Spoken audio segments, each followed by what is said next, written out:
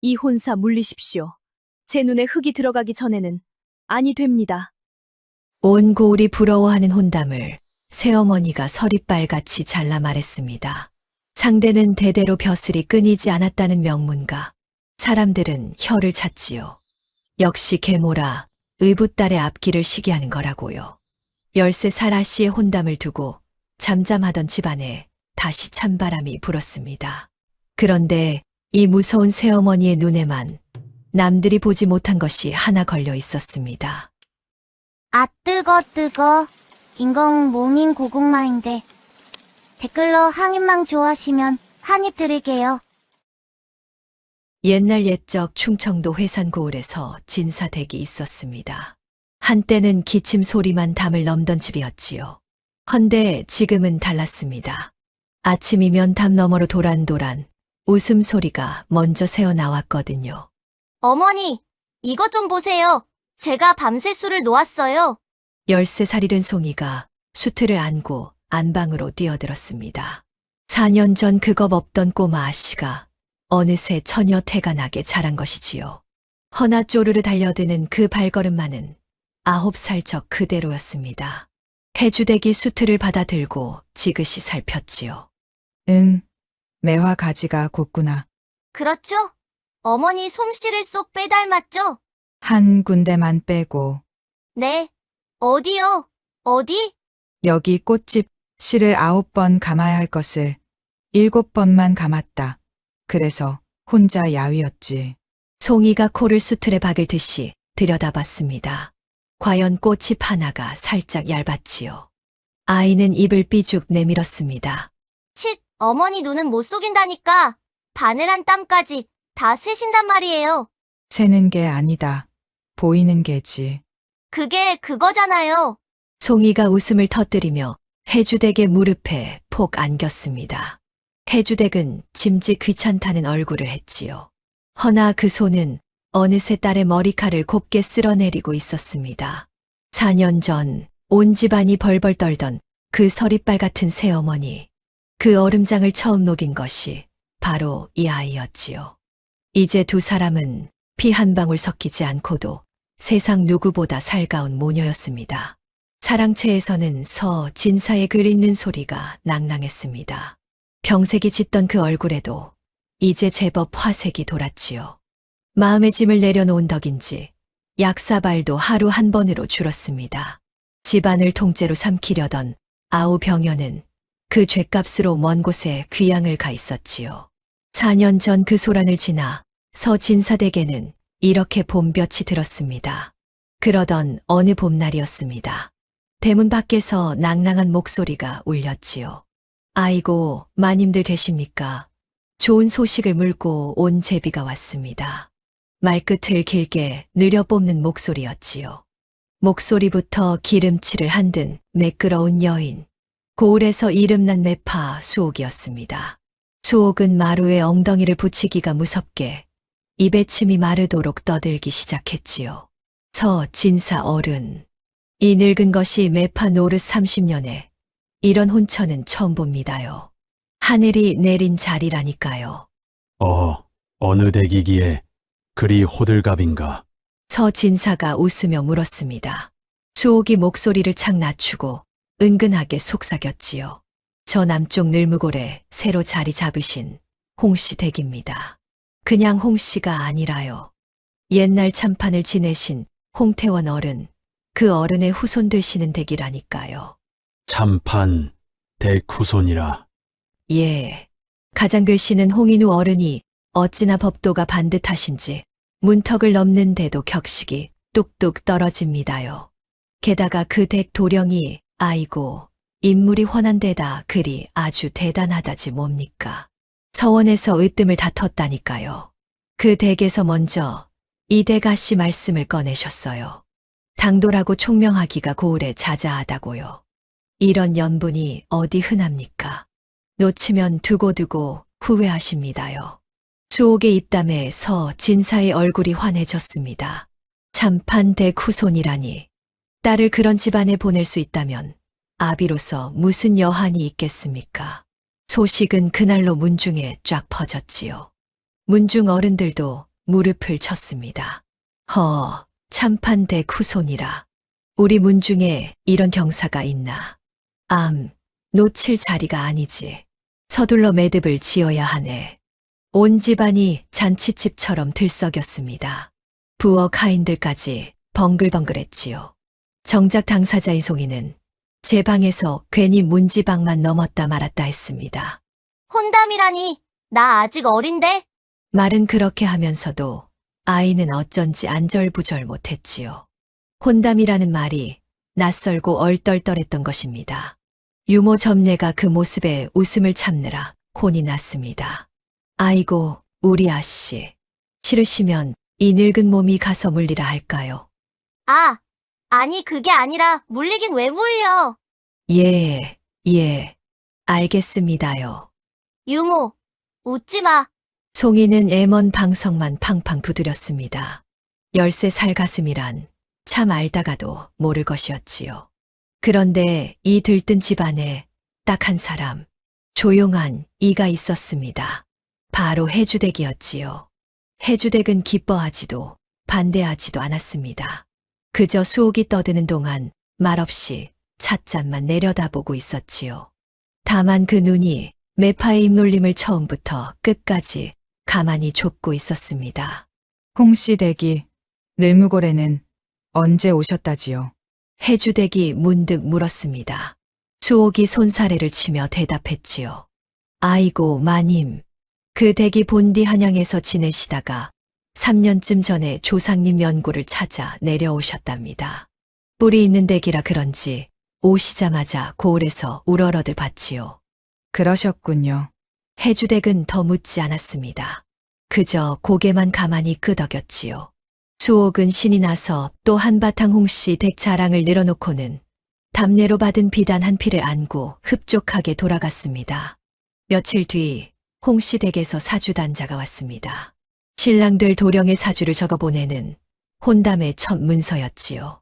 붉은 보에 곱게 쌓인 단자가 안방 문갑 위에 올랐습니다.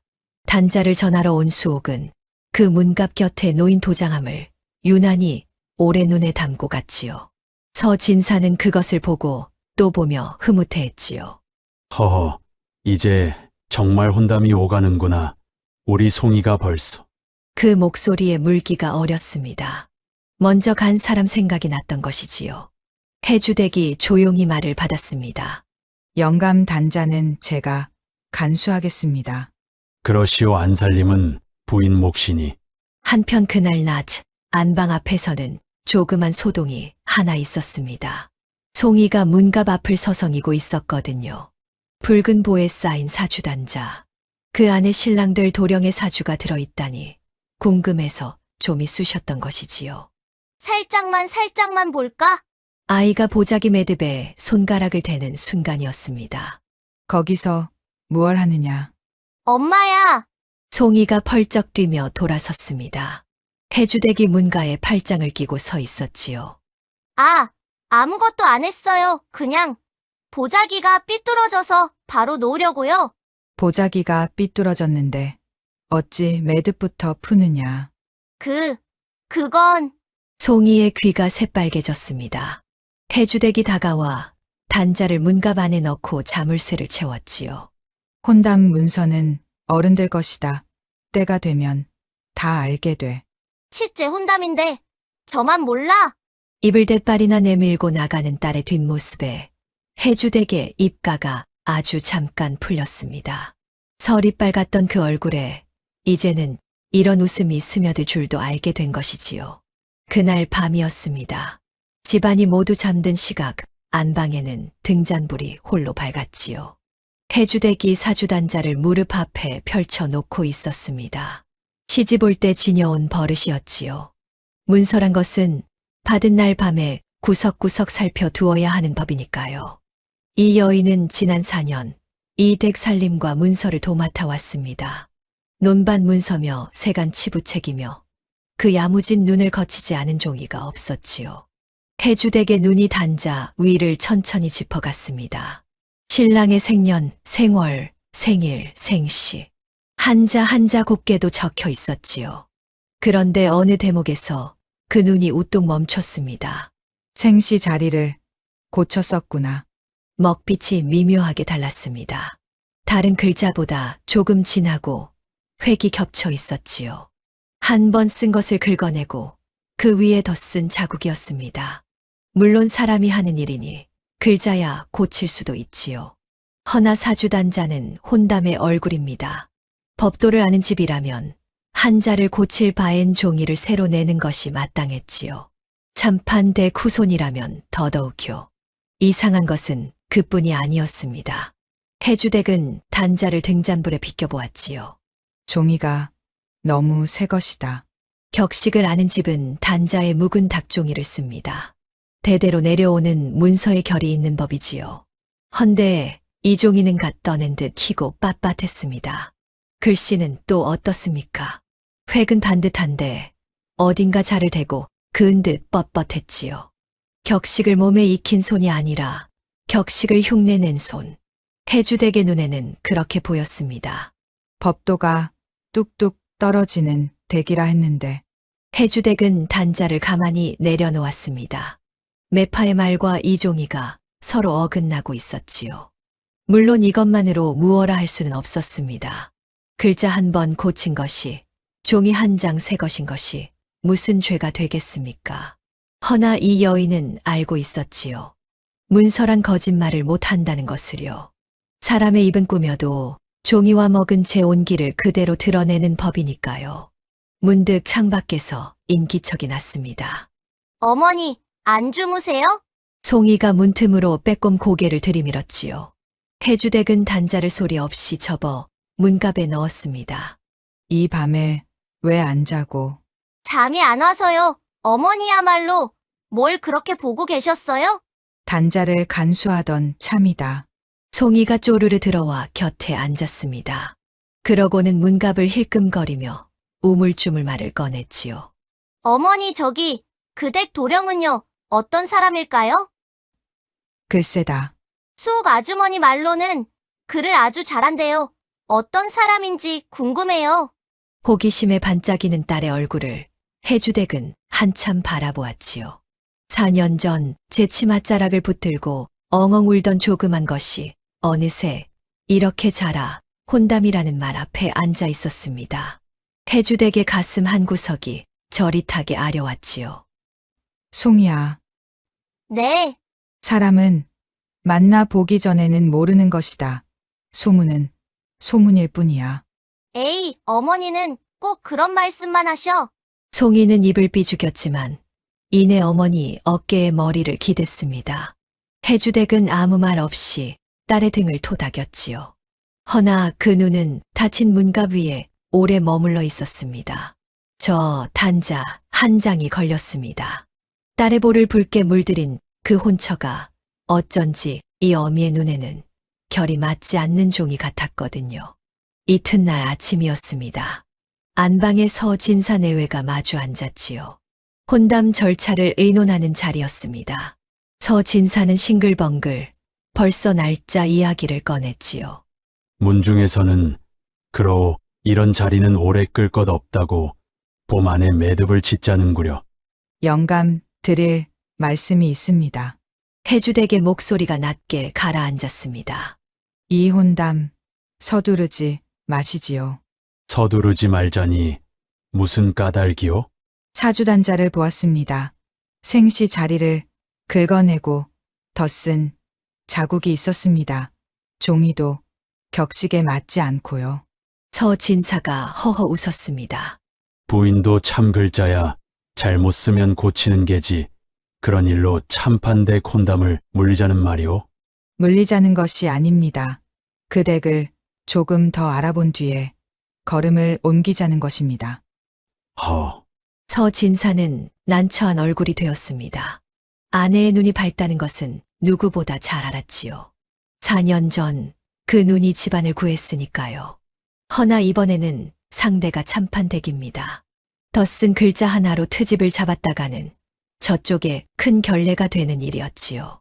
부인 나는 부인의 눈을 믿소허나 믿음만으로 남의 가문을 의심할 수는 없는 노릇 아니오. 무언가 분명한 것이 있어야 나도 문중의 말을 꺼내지. 알겠습니다. 분명한 것을 찾을 때까지만 날짜를 미뤄 주시지요. 그리하리다. 그 정도야. 부부의 이야기는 거기서 끝났습니다. 허나 세상일이란 방문을 넘는 순간 살이 붙는 법이지요. 그날 해주댁이 혼담을 미루자 했다는 말은 한나절 만에 문중에 퍼졌습니다. 그리고 문중을 돌고 나올 때는 이렇게 바뀌어 있었지요. 새 마님이 혼담을 막는다는 구먼. 아니, 그 좋은 자리를 왜? 글쎄 말이야. 참판댁이 어디 흔한가.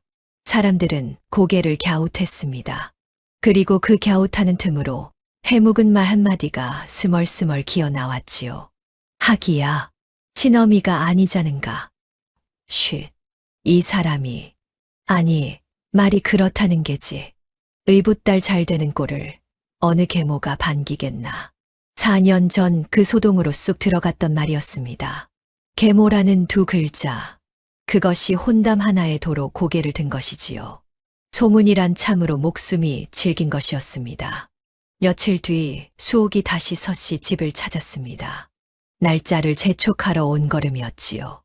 헌데 뜻밖에도 해주댁이 반갑게 맞으며 차까지 내주는 것이었습니다. 먼 걸음 하셨습니다. 그래. 홍씨 댁은 본래 한양에서 지내셨다 했지요. 예, 그럼요. 한양에서 대대로 지내시다가 3년 전에 연고 찾아 내려오신 게지요. 차가 한숨배 돌았습니다.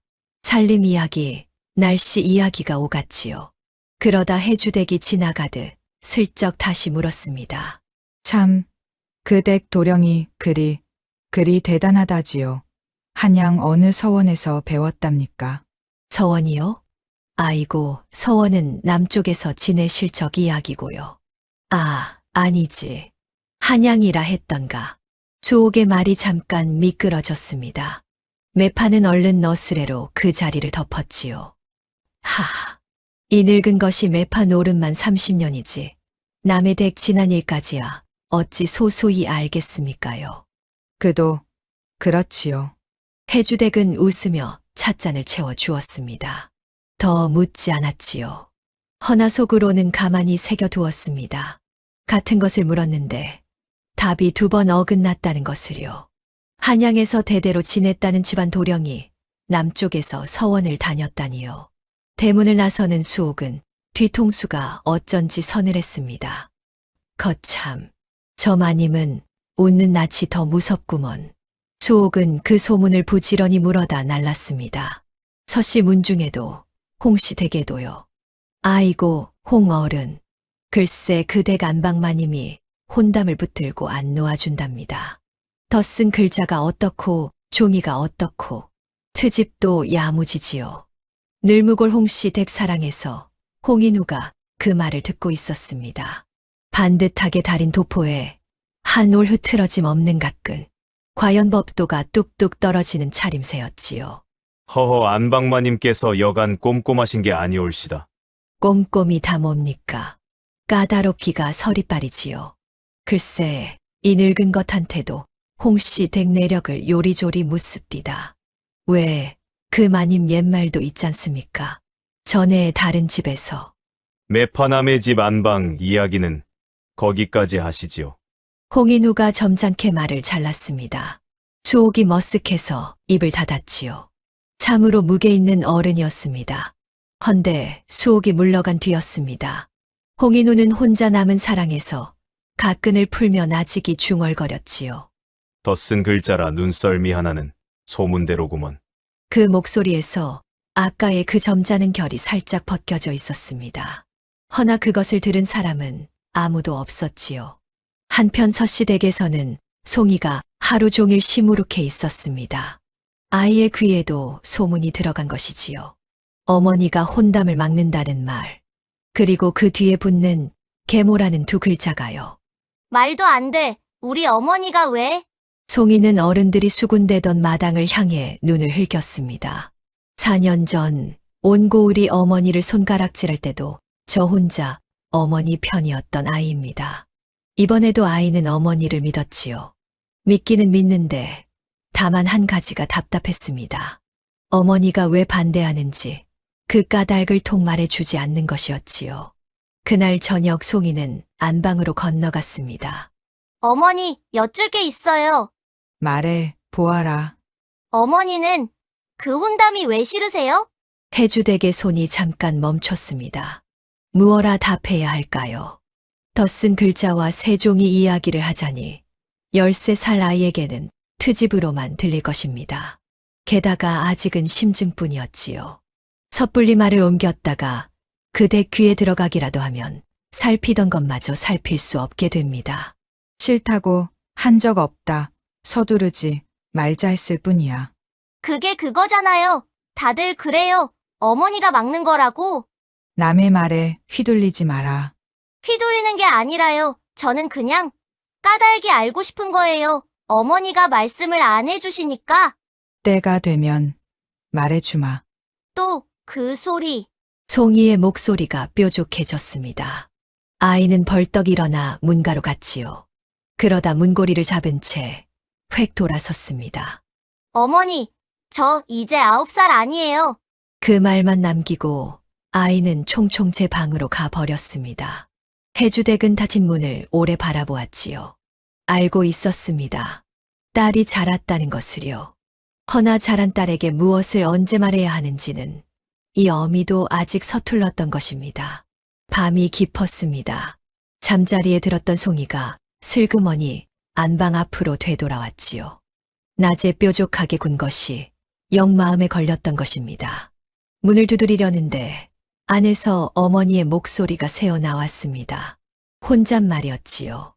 내가 지나친 것일까? 송이는 문고리를 잡은 채 멈췄습니다. 아니다. 종이는 거짓말을 안 해. 무슨 소린지 알 수 없었지요. 아이는 조심스레 문을 열고 들어갔습니다. 어머니, 저예요. 이 밤에 또 왜? 낮에 못되게 굴어서요. 잘못했어요. 송이가 머리를 조아렸습니다. 해주댁은 잠시 말이 없다가 제 곁에 보료를 툭툭 두드렸지요. 이리 와 앉으라는 뜻이었습니다. 송이가 쪼르르 가앉았지요. 두 사람은 한동안 등잔불만 바라보았습니다. 먼저 입을 연 것은 해주댁이었지요. 송이야, 어미가 옛날 이야기 하나 해주랴. 네, 어느 고을에 곱게 자란 처녀가 하나 있었다. 좋은 집안에서 혼담이 들어왔지. 다들 하늘이 내린 자리라 했다. 담장은 높고 기와는 반듯하고 문패는 번쩍번쩍했으니까. 그래서요? 처녀는 그 집으로 시집을 갔다 헌데 말이다. 그 반듯한 담장 안이 어떤지는 아무도 묻지 않았어. 처녀 자신도 묻지 않았지. 해주댁의 목소리가 아주 조금 낮아졌습니다. 담장 안은 밖에서 보이지 않는 법이거든. 송이는 어머니의 옆 얼굴을 가만히 올려다봤습니다. 어머니의 지난 날을 아이는 다 알지 못했지요. 다만 그 목소리에 밴 것이 무엇인지는 어렴풋이 느낄 수 있었습니다. 어머니, 그 처녀는 그래서 어떻게 됐어요? 살았지. 오래 견디고 오래 잃으면서. 그러니 송이야, 이것 하나만 새겨두어라. 해주댁이 딸의 눈을 똑바로 보았습니다. 겉이 번드르르 할수록 그 속을 더 들여다봐야 하는 법이지. 겉이 번드르르 할수록 그래 담장이 높을수록 문패가 번쩍일수록 그 안을 들여다보는 눈이 필요한 게다. 송이는 고개를 끄덕였습니다. 4년 전에도 이 비슷한 말을 들은 적이 있었지요. 무서운 것만 보지 말고 속을 보라던 돌아가신 친어머니의 말. 그때는 무서운 것이었는데 이번에는 고운 것이었습니다. 아이는 그 두 말이 실은 한 말이라는 것을 어렴풋이 알 것 같았지요. 어머니, 왜? 그 혼담 어머니가 들여다보고 계신 거죠? 담장 안으려? 해주댁은 대답하지 않았습니다. 다만 딸의 머리를 말없이 쓸어 주었지요. 그것이 대답이었습니다. 송이는 어머니 무릎을 베고 누웠습니다. 등잔불이 두 모녀의 그림자를 벽에 하나로 포개어 놓았지요. 허나 이 밤의 화해가 무색하게도 바깥의 물살은 점점 거세지고 있었습니다.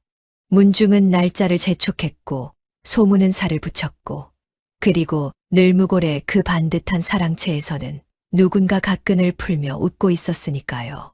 며칠 뒤 늘무골 홍씨 댁에서 기별이 왔습니다. 집안 잔치를 여니 서씨 댁 식구들을 모시고 싶다는 것이었지요. 혼담이 오가는 두 집안이 서로 낯을 익히는 자리. 문중 어른들은 옳다구나 반겼습니다. 거보게 저쪽에서 먼저 손을 내미는구먼.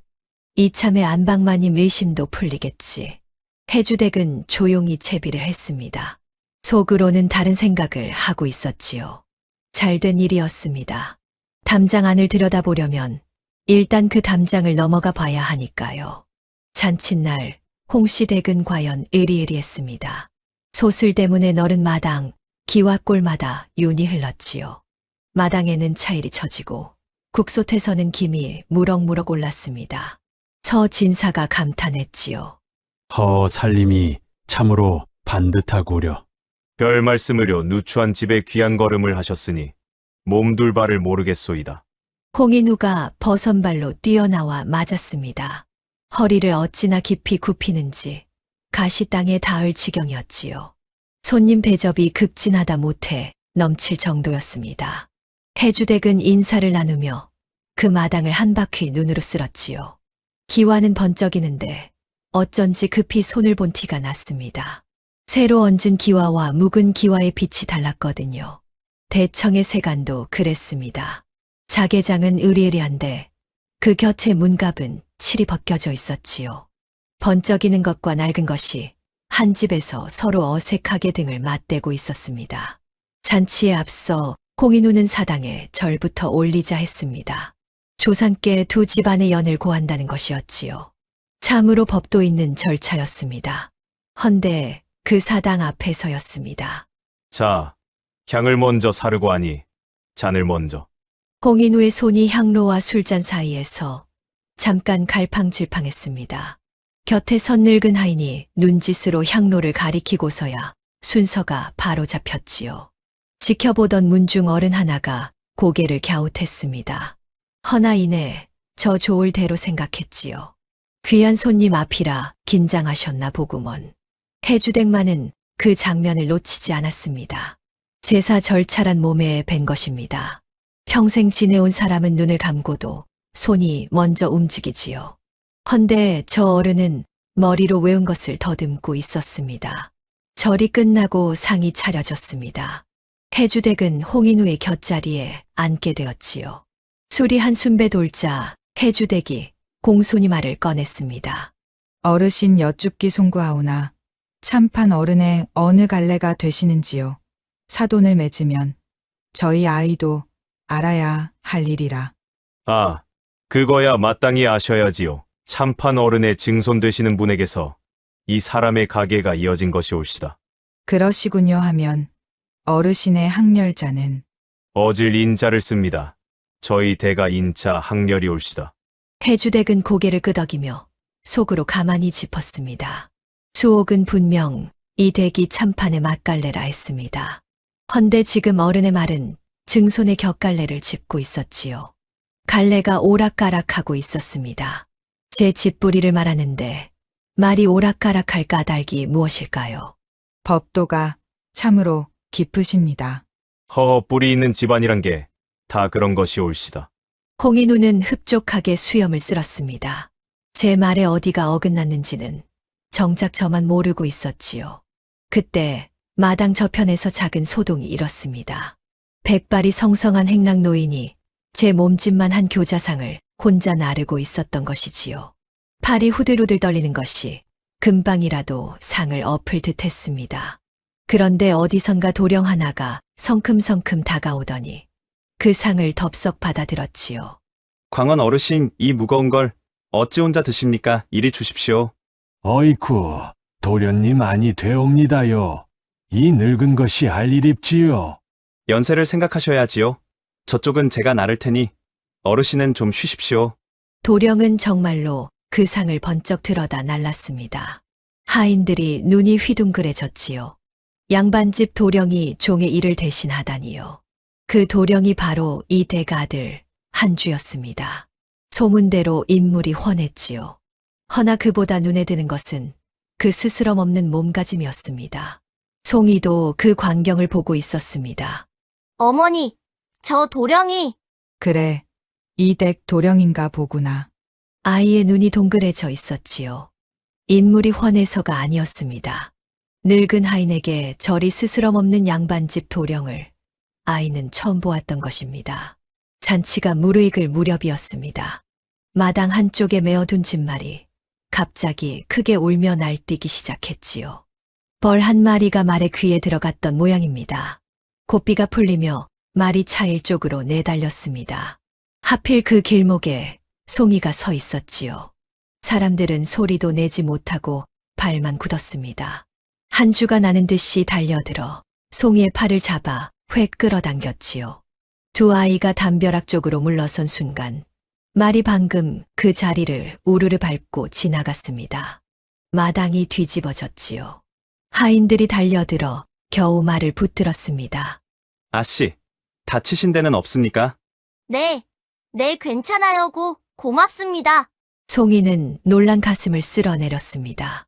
한주는 그제야 저도 놀랐는지 후 숨을 내쉬었지요. 다행입니다. 말이 놀라면 눈에 뵈는 게 없어서요. 도령은요? 도령도 안 다쳤어요? 저야 뭐 튼튼한 것 하나가 미천입니다. 한주가 씩 웃었습니다. 꾸밈이라고는 없는 웃음이었지요. 해주댁이 달려와 딸을 살폈습니다. 놀라기만 했지 생책이 하나 없었지요. 해주댁은 한주에게 깊이 고개를 숙였습니다. 도령이 아니었으면 큰일 날 뻔했습니다. 이 은혜를 어찌 갚아야 할지. 은혜랄 게 있습니까? 누구라도 그리했을 것입니다. 누구라도 그리하지는 못하지요. 다들 서서 보고만 있지 않았습니까? 한주는 겸연쩍은 듯 뒷머리만 긁었습니다. 홍인우가 헐레벌떡 달려와 아들을 나무라는 척 자랑을 늘어놓았지요.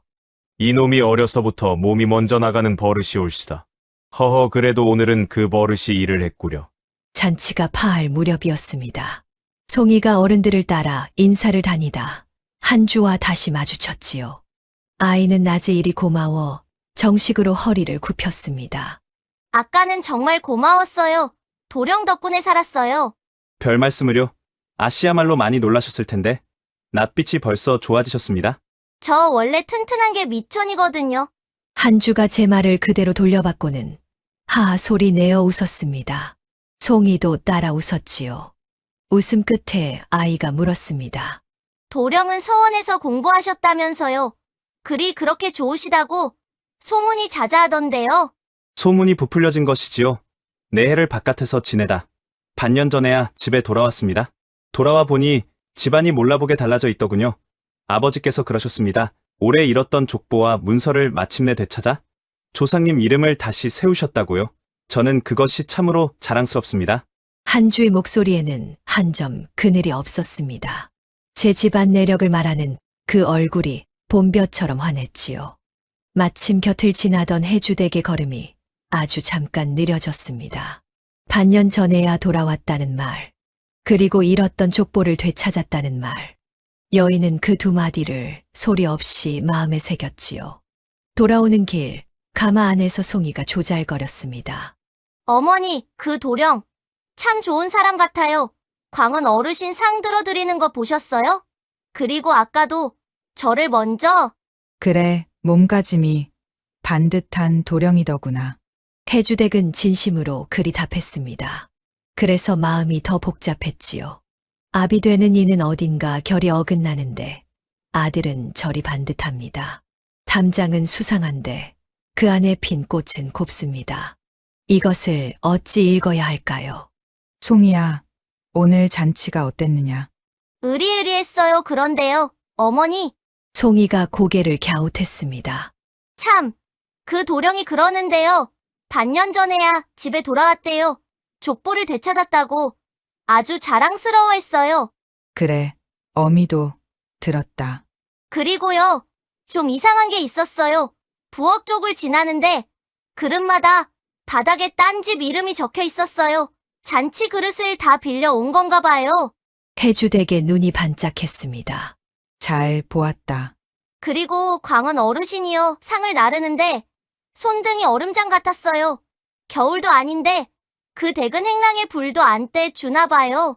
해주댁은 딸의 손을 가만히 잡았습니다. 이 아이의 눈도 어느새 담장 안을 보고 있었던 것이지요. 송이야, 오늘 본 것들 마음에 담아 두어라. 겉이 번쩍이는 집일수록 부엌과 행랑에 참말이 있는 법이다. 네, 어머니. 가마가 흔들리며 고갯길을 넘었습니다. 해주댁은 창을 열고 멀어지는 늘무고를 돌아보았지요. 번쩍이는 기와 지붕 아래 빌려온 그릇과 불 꺼진 행랑이 있는 집. 그리고 그 집에서 홀로 반듯하게 자란 도령 하나. 저 담장 안에는 대체 무엇이 살고 있는 것일까요? 알아내야 했습니다. 딸의 혼담이 걸린 일이니까요. 해주댁의 눈이 저녁 어스름 속에서 깊어졌습니다. 잔치가 있고 며칠 뒤 해주댁이 나들이 채비를 했습니다. 혼수에 쓸 옷감을 보러 간다는 것이었지요. 지극히 자연스러운 걸음이었습니다. 혼담이 오가는 집 안방마님이 장터 포목전을 들르는 것이니까요. 허나 이 걸음에는 옷감 말고도 볼 것이 따로 있었습니다. 장터는 여느 때처럼 북적였습니다. 해주댁은 포목전에 들러 비단 몇 피를 골랐지요. 값을 치르며 지나가듯 말을 붙였습니다. 요즘 늘무골 홍씨 댁에서도 혼수 준비로 바쁘시겠지요. 우리와 혼담이 오가는 댁이라. 포목전 주인의 얼굴이 묘하게 일그러졌습니다. 아이고 마님, 그 댁 말씀은 마십시오. 어찌 그러십니까? 바쁘기야 바쁘시겠지요. 바쁘신데 셈은 통 안 바쁘십니다. 주인은 장부를 펼쳐 보이며 한숨을 쉬었지요. 보십시오. 지난 가을부터 가져가신 비단이 이만큼인데 치른 돈은 여기 요만큼입니다. 재촉을 하면 뿔이 있는 집안이 설마 떼먹겠느냐. 그 말씀만 하시고요. 저런 뿔이 있는 댁이 어찌. 뿌리는 모르겠고요. 소인 장부에 뿌리 내린 건 외상뿐입니다. 주인은 투덜대다가 문득 목소리를 낮췄습니다. 그래도 그 댁 도령은 참한 분입디다. 지난달에 혼자 오셔서는 서책 살 돈을 아꼈다며 포목값 한 양을 대신 치르고 가셨지요. 아비 몰래 온 것이니 말하지 말아 달라면서요. 원, 그런 도령이 어쩌다 그런.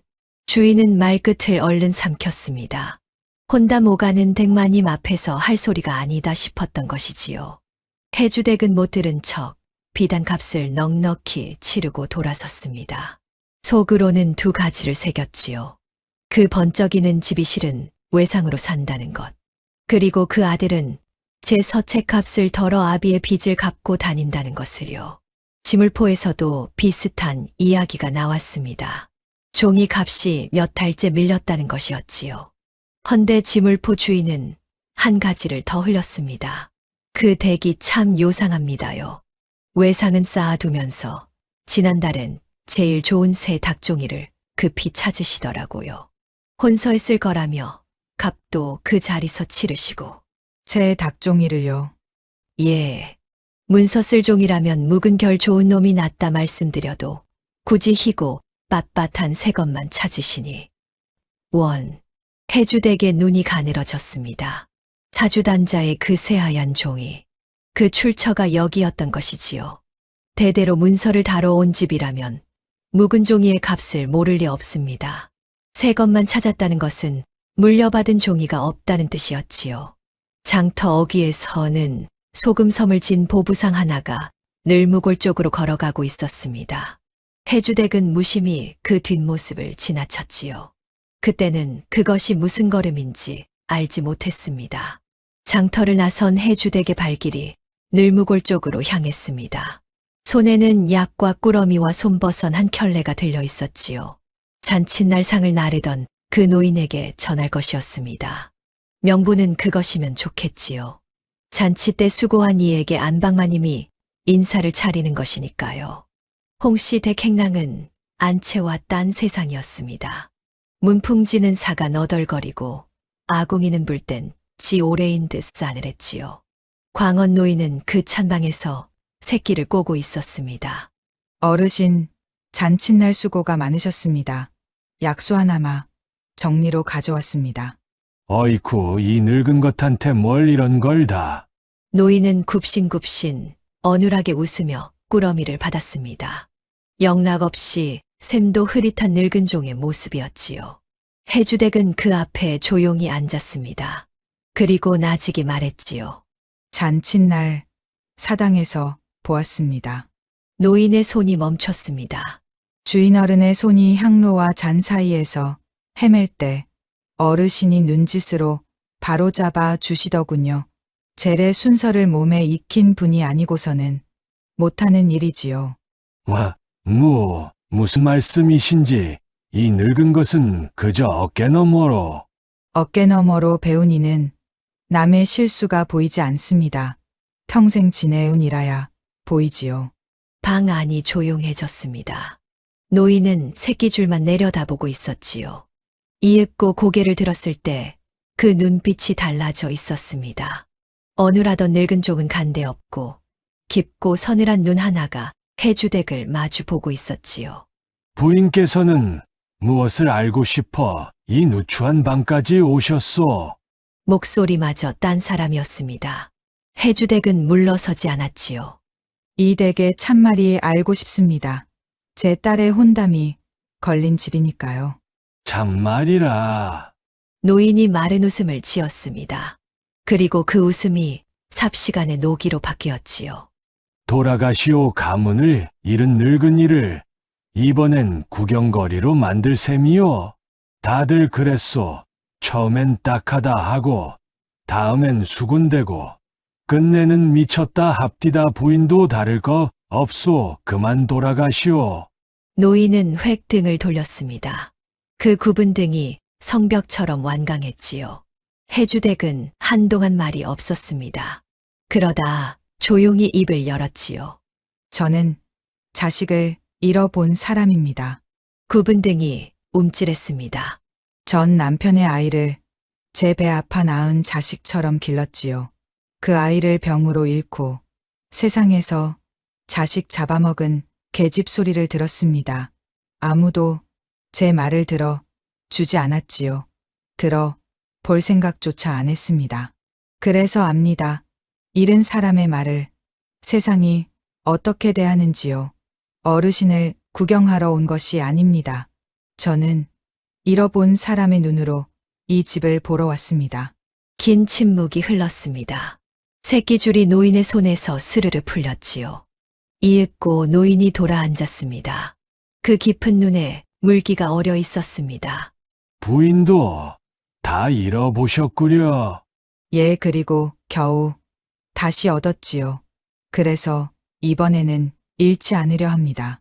노인은 오래도록 해주댁을 바라보았습니다. 무언가를 저울질하는 눈이었지요. 이윽고 그 입이 무겁게 열렸습니다. 내 부인께 다 말할 수는 없소. 아직은. 다만 한 가지만 일러 드리리다. 이 집이 내세우는 그 참판 어른, 홍태원, 그 어른의 먼 일가가 남쪽 베네골에 아직 살고 있소. 문중 어른의 함자는 규진이라 하오. 베네골의 규진 어른. 궁금한 것이 있거든. 그리로 물으시오. 불이란 것은 한 그루만 보고는 모르는 법이니 격가지를 봐야 참인지 거짓인지 아는 게요. 어찌 그런 것까지 아십니까? 노인은 대답 대신 도로 새끼줄을 집어들었습니다. 어느새 그 얼굴엔 아까의 어눌한 늙은 종이 돌아와 있었지요. 늙은 것이 뭘 알겠습니까요? 어서 가 보십시오. 해 떨어집니다요. 해주댁은 더 묻지 않고 일어섰습니다. 문턱을 넘다가 마지막으로 돌아보았지요. 찬 방 안에서 노인은 새끼만 꼬고 있었습니다. 허나 그 곁에 놓인 약과 꾸러미를 주름진 손이 소중하게 한 번 쓸어보는 것을 해주댁은 보았습니다. 돌아오는 길, 해주댁의 머릿속에 조각들이 하나씩 쌓였지요. 외상으로 사는 살림, 그 피 사들인 새 종이, 재래가 몸에 밴 행랑 노인, 그리고 베네골의 먼 일가. 조각은 아직 그림이 되지 않았지요. 허나 어느 조각 하나 참판 댁다운 것이 없었습니다. 그날 밤 해주댁은 사랑채로 건너가 남편과 마주 앉았습니다. 그리고 낮에 보고 들은 것을 차근차근 풀어놓았지요. 외상으로 굴러가는 살림, 급히 사들였다는 새 닭종이, 안채와 딴판인 행랑의 찬방까지요. 서진사는 팔짱을 낀 채 끝까지 다 들었습니다. 듣고 보니 개운치는 않구려. 예, 개운치 않지요. 허나 부인 빚진 양반가가 어디 한둘이오 몰락했다. 다시 일어서는 집도 있는 법이고 종이야 마침 떨어져서 새로 샀을 수도 있지 않소. 맞는 말씀입니다. 하나하나는 다 그럴 수 있는 일이지요. 해주댁이 남편의 눈을 똑바로 보았습니다. 허나 영감 그럴 수 있는 일이 자꾸만 겹치면 그때는 우연이 아닙니다. 덧쓴 단자에 새 종이에 외상 살림에 찬 행랑이라. 서진사는 손가락을 하나씩 꼽아보다가 길게 한숨을 쉬었습니다. 그래도 이것들로는 문중을 설득 못하오. 죄다 그럴 수도 있는 일들이니 빚이 죄라면 조선 팔도 양반 절반이 죄인이게. 알고 있습니다. 그래서 더 보려는 것입니다. 부인, 서진사가 목소리를 고쳐 잡았습니다. 나는 부인의 눈이 무엇을 보아왔는지 이 집에서 제일 잘 아는 사람이오. 그러니 찾으시오. 그럴 수도 있는 일 말고 그럴 수밖에 없는 일을 분명한 것 하나만 가져오면 그때는 내가 문중 앞에 서리다. 고맙습니다, 영감. 부부의 밀담은 거기까지였습니다. 밤바람이 등잔불을 한 번 흔들고 지나갔지요. 조각의 수는 늘었으나 아직 그림이 되지는 못했지요. 허나 이제 이 집에는 같은 곳을 바라보는 눈이 둘이 된 것이었습니다. 한편 그 무렵 포목전에는 홍씨, 댁하인이 와 있었지요. 외상을 조금만 더 밀어달라는 것이었지요. 주인이 그의 언성을 높였습니다. 미루다니 이보시게 댁의 빚을 캐묻는 양반과 안주인까지 다녀갔는데 언제까지 미룰 셈인가? 예, 안주인이라니요. 어느 댁이긴 회산서 진사댁 마님이지. 혼담 오가는 댁에서 빚 소문까지 들으셨으니 이제 낯이 뭐가 되나. 어서 셈이나 치르시게. 하인은 얼굴이 하얘져서 돌아갔습니다. 그리고 그 말은 그날 저녁 고스란히 홍인우의 귀에 들어갔지요. 사랑채에서 그 말을 들은 홍인우는 한참 동안 말이 없었습니다. 손에 든 찻잔만 천천히 돌리고 있었지요.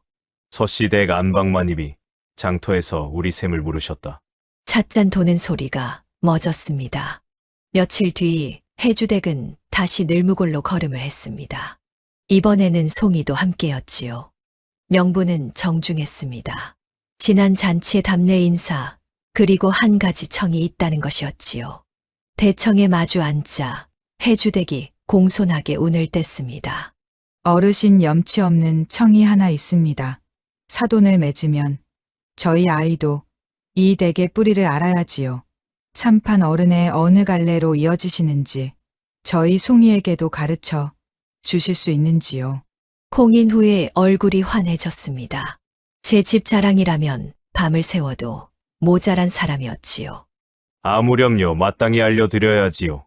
걔 아무도 없느냐. 사랑해서 족보를 모셔오너라. 이윽고 하인이 비단보에 싼 책 한 지를 받들고 왔습니다. 홍인우는 허리춤에서 자주색 끈이 묶인 작은 열쇠를 꺼내 책을 담은 궤의 자물쇠를 손수 열었지요. 그리고 족보를 꺼낸 뒤에는 그 열쇠를 도로 허리춤 깊숙이 찔러 넣었습니다. 잠깐의 손놀림이었지만 해주댁의 눈은 그것까지 담아두었지요.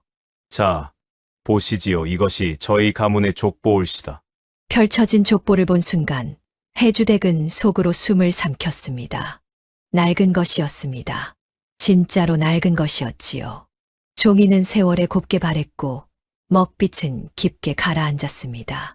대대로 이어진 붓길이 정연했고 장마다 예진장이 단정하게 찍혀 있었지요.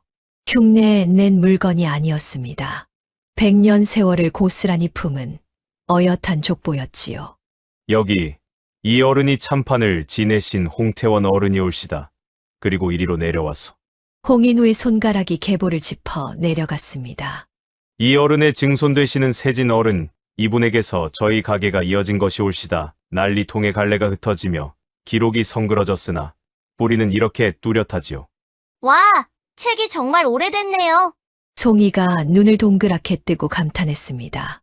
홍인우는 흡족하게 수염을 쓸었지요. 해주댁도 고개를 끄덕였습니다. 참으로 귀한 책입니다. 이런 것을 보여주시니 몸 둘 바를 모르겠습니다. 칭찬을 하면서도 해주댁의 눈은 쉬지 않았습니다. 세진이라는 이름이 적힌 대목. 그 언저리가 이상했지요. 가장자리가 물에 번진 듯 얼룩졌고 이름 곁에 작은 주석이 붙었던 자리인지 종이 한 조각이 떨어져 나간 흔적이 있었습니다. 그리고 그 뒷장은 아예 몇 장이 성글게 비어 있었지요. 홍인우의 말대로 난리통에 상한 것일까요? 아니면 다른 사연이 있는 것일까요? 종이만 보아서는 알 길이 없었습니다. 해주댁은 저도 모르게 그 훼손된 자리를 오래 들여다보았습니다. 세진, 12. 물에 번진 획이 그렇게 익히는 듯도 하고 아닌 듯도 했지요. 눈을 가늘게 뜨고 획을 줬는데 문득 시선이 느껴졌습니다. 고개를 드니 홍인우가 저를 보고 있었지요. 무얼 그리 골똘히 보십니까? 아, 송구합니다. 옛 먹빛이 하도 고와서요. 요즘 먹은 이런 빛이 안 나지요. 허허 부인께서 먹을 볼 줄 아시는구려. 홍인우는 웃었습니다. 허나 그 웃음이 아주 잠깐 눈까지 닿지 않았지요. 해주댁은 그것도 보았습니다. 그리고 더는 족보에 눈길을 주지 않았지요. 그날의 방문은 서로 웃는 낯으로 끝이 났습니다. 돌아오는 길이었습니다. 송이가 조잘거렸지요. 어머니, 보셨죠? 족보가 그렇게 오래됐는데 이래도 그 댁을 못 믿으세요? 해주댁은 바로 대답하지 않았습니다. 어머니, 그래, 오래된 책이더구나. 해주댁의 대답에는 힘이 없었습니다. 사실이었으니까요. 그 족보는 진짜였습니다. 종이도 먹도 인장도 세월도 어느 것 하나 흠잡을 데가 없었지요. 덧쓴 사주단자를 보았을 때 그 확신이 처음으로 흔들리고 있었습니다. 그날 밤 해주댁은 등잔 앞에 오래 앉아 있었습니다. 내가 지나쳤던 것일까? 외상이야 있을 수 있습니다. 새 종이도 살 수 있지요. 예법이야 긴장하면 틀리고 매파의 말이야 본디 오락가락합니다. 그리고 족보는 저리도 진짜입니다. 어쩌면 이 어미가 제 지난날의 그늘로 남의 집을 넘겨짚은 것은 아닐까요? 딸의 좋은 혼처를 제 손으로 걷어차려 한 것은 아닐까요? 여인은 한참을 그렇게 앉아 있었습니다. 그러다 천천히 고개를 저었지요. 간이다. 책이 진짜인 것과 그 책을 준 사람이 진짜인 것은 다른 이야기였습니다. 그리고 눈에 밟히는 것이 아직 남아 있었지요. 하필 그 댁이 뿌리라 짚은 세진이라는 어른. 하필 그 어른의 대목만 물에 번지고 조각이 떨어지고 뒷장이 비어 있었습니다. 뿌리가 뚜렷하다면서 어째서 그 뿌리 자리만 흐린 것일까요? 이튿날 아침이었습니다. 송이가 굳은 얼굴로 안방에 들어왔지요. 어머니, 여쭐 게 있어요. 말해, 보아라. 어머니가 장터에서 홍씨 댁 빚을 캐물으셨다는 게 정말이에요? 해주댁의 손이 멈췄습니다. 소문이 빨랐지요. 상인의 입에서 나온 말이 벌써 아이의 귀까지 돌아 들어온 것입니다. 하인들이 수군대는 걸 들었어요. 새마님이 사돈될 댁 셈까지 뒤진다고요? 그래, 물었다. 어째서요? 알아야 할 것이 있어서다. 빚이요? 그 댁이 가난한 거요? 송이의 목소리가 떨렸습니다. 어머니, 그 댁이 가난해진 게 흠이에요? 어머니가 그러셨잖아요. 겉을 보지 말고 속을 보라고. 담장이 높은지 낮은지 말고 그 안에 사는 사람을 보라고요. 제가 본 그 댁 사람들은요. 광원 어르신상을 대신 들어주고 날뛰는 말 앞에 몸부터 던지는 사람들이에요. 서책살 돈을 아껴서 아버지 빚을 몰래 갚는 사람이라고요. 그런데 어머니는 지금 담장만 보고 계시잖아요. 그 집 기와가 몇 장인지, 곳간에 쌀이 몇 섬인지만요. 한마디 한마디가 해주댁의 가슴에 와서 박혔습니다. 아이는 어미의 가르침을 그대로 돌려주고 있었지요. 그것도 아주 야무지게요. 기특하고 그래서 더 아팠습니다. 어미가 보는 것은 담장이 아니었으니까요. 허나 그것을 말해줄 수가 없었습니다. 세진 대목이 어떻고 베네골이 어떻고 아직은 심증뿐인 이야기를 아이 입에 얹을 수는 없었지요. 아이의 입은 닳고 밝은 입은 새기 마련이니까요. 송이야, 어미가 보는 것은 내가 생각하는 그것이 아니다. 그럼 뭔데요? 말씀해 주세요. 지금은 말할 수 없다. 또요? 또 때가 되면요? 송이의 눈에 물기가 차올랐습니다. 어머니, 저는 어머니가 하라는 대로 속을 봤어요. 보이는 대로 말씀드렸고요. 그런데 어머니는 왜 제가 본 것은 하나도 안 쳐주세요? 아이는 대답을 기다리지 않고 방을 나갔습니다. 해주댁은 그 뒷모습을 잡지 못했지요. 아이의 말이 틀리지 않아서였습니다. 아이는 아이의 눈으로 속을 보았고 어미는 어미의 눈으로 속을 보았습니다. 같은 가르침이 두 사람을 반대편에 세워놓은 것이지요. 참으로 얄궂은 일이었습니다. 이튿날 해주댁은 사랑채로 건너갔습니다. 그리고 남편에게 족보 이야기를 소상히 전했지요. 진짜였다는 것도 세진 대목만 훼손되어 있었다는 것도요. 진짜라면 이야기가 어려워지는구려. 예, 허나 영감행랑에 그 노인이 일러 준 말이 있습니다. 뿌리는 한 그루만 보아서는 모른다고요. 격가지를 봐야 한다고. 격가지라. 베네골에 콩태원 어른의 먼 일가가 산답니다. 문중 어른의 함자는 두진 그 댁에도 족보가 있을 것입니다. 같은 나무에서 갈라진 책이라면 세진 어른의 대목이 거기에도 있겠지요. 그쪽 책에는 물에 번지지 않은 글자가요. 마침 문 밖을 지나던 송이가 새어나오는 말소리의 걸음을 멈췄습니다. 베네골, 규진 어른, 처음 듣는 이름들이었지요. 아이는 그것이 무슨 말인지도 모른 채 그저 귀에 담고 지나갔습니다. 서진사가 눈을 크게 떴습니다. 두 책을 대보자는 말이구려. 도장 자국을 맞대 보듯이. 예, 4년 전 영감이 관하에서 그래하지 않으셨습니까? 서진사는 잠시 예시를 떠올리는 얼굴이 되었다가 이내 결심한 듯 일어섰습니다. 조소 베네골이면 말을 달려 이틀 길 믿을 만한 아이로 하나 보내리다. 덕구가 좋겠구려. 입이 무겁고 눈치가 빠르니. 고맙습니다, 영감. 고맙긴 딸의 일인데. 그날로 하인 덕구가 베네골로 떠났습니다. 서찰 한 통과 함께였지요. 베네골 규진 어른께 서진사가 정중히 가르침을 청하는 글이었습니다. 한편 그 무렵 늘무골 사랑채에서는 수옥이 홍인후와 마주 앉아 있었습니다. 어른, 아무래도 그 마님이 심상치 않습니다요. 지난번엔 이 늙은 것한테 홍시댁 내력을 요리조리 묻더니 장터에선 샘까지 캐물었다지 뭡니까? 그리고 엊그제는 족보에 물 번진 자리를 뚫어져라 보고 갔지. 예, 족보까지 보여주셨습니까요? 보자는데 감출 수야 없지 않은가 감추면 더 이상하게 여길 터. 홍인우는 찻잔을 천천히 돌렸습니다. 매파의 말, 장터의 전갈, 그리고 그 골똘하던 시선. 세 가지가 하나로 모이고 있었지요. 단자를 짚고 장터를 훑고 족보를 살폈다 그 마님. 처음부터 지금까지 줄곧 나를 캐고 있었구먼. 어쩝니까요? 이러다 혼담이. 어쩌긴. 홍인우가 찻잔을 내려놓았습니다. 쨍 하고 사기 부딪는 소리가 났지요. 캐는 데는 발이 있어야 하고 바른 시간이 있어야 움직이는 법하면 시간을 없애면 될 일이지. 시간을 없앤다니요. 날짜를 당기는 걸세 문중이란 것들은 본디 경사에 굶주려 있거든. 홍인후의 입가에 웃음이 걸렸습니다. 격식이 뚝뚝 흐르던 그 얼굴에 처음으로 서늘한 것이 스쳤지요. 수옥은 저도 모르게 어깨를 움츠렸습니다. 이 어른의 웃는 낯이 오늘따라 낯설었던 것입니다. 며칠이 지나자 고을의 공기가 달라졌습니다. 우물가에서 빨래터에서 주막에서 사람들이 모이는 곳마다 같은 이야기가 오갔지요. 그 말 들었는가? 서진사댁 세마님 말일세. 혼담 막는다는 그 얘기 말인가? 그게 다가 아니라네. 글쎄, 그 마님이 죽은 생모의 전답을 여태 움켜쥐고 있다지 뭔가. 전답을?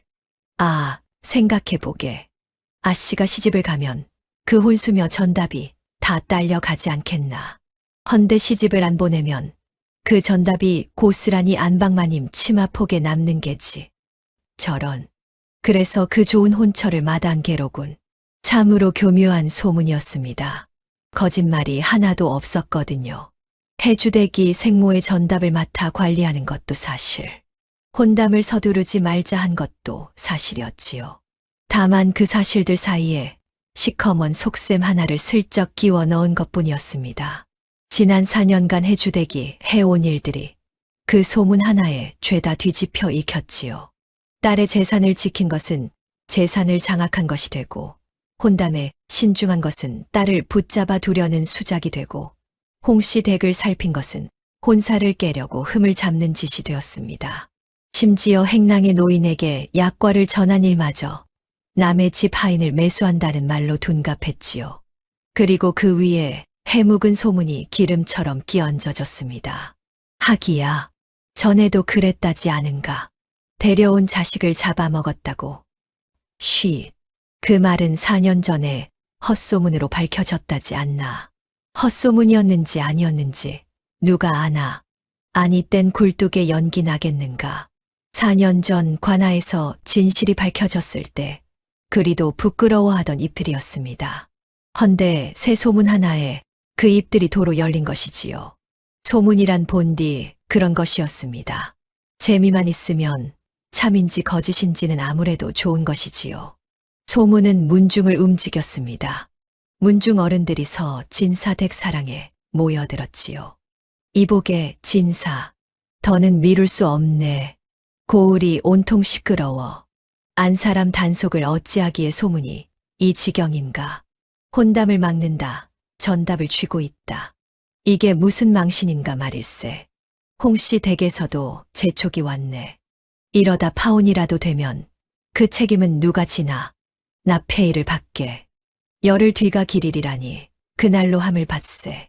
어른들의 언성이 높아졌습니다. 그리고 그 중 하나가 기어이 그 말을 꺼냈지요. 그리고 진사. 내 이 말까지는 안 하려 했네만. 안 사람이 정 이 혼사를 회방한다면 문중으로서도 생각이 있네. 4년 전에도 우리가 한번 물러서지 않았는가. 내치라는 말이었습니다. 4년 전 그 악몽이 고스란히 되풀이되고 있었지요. 그때였습니다. 잠자코 듣던 서진사가 고개를 들었습니다. 어르신들, 다른 말씀은 다 듣겠습니다. 그 목소리가 낮고 단단했습니다. 허나 내 아내를 내치는 일은 없을 것입니다. 뭐라? 4년 전 나는 것만 보고 사람을 잃을 뻔했습니다. 문중 어른들도 그 자리에 계셨지요.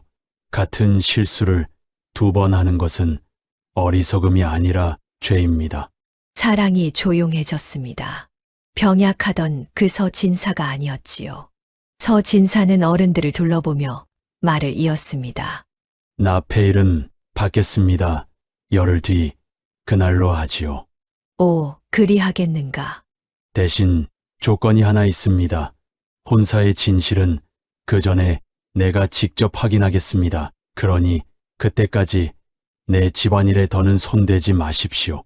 어른들은 떨떠름했지만 나 폐의를 받았으니 더 따지지 않았습니다. 그렇게 날짜가 박혔지요. 열흘. 길이야 말을 달려 왕복 나흘.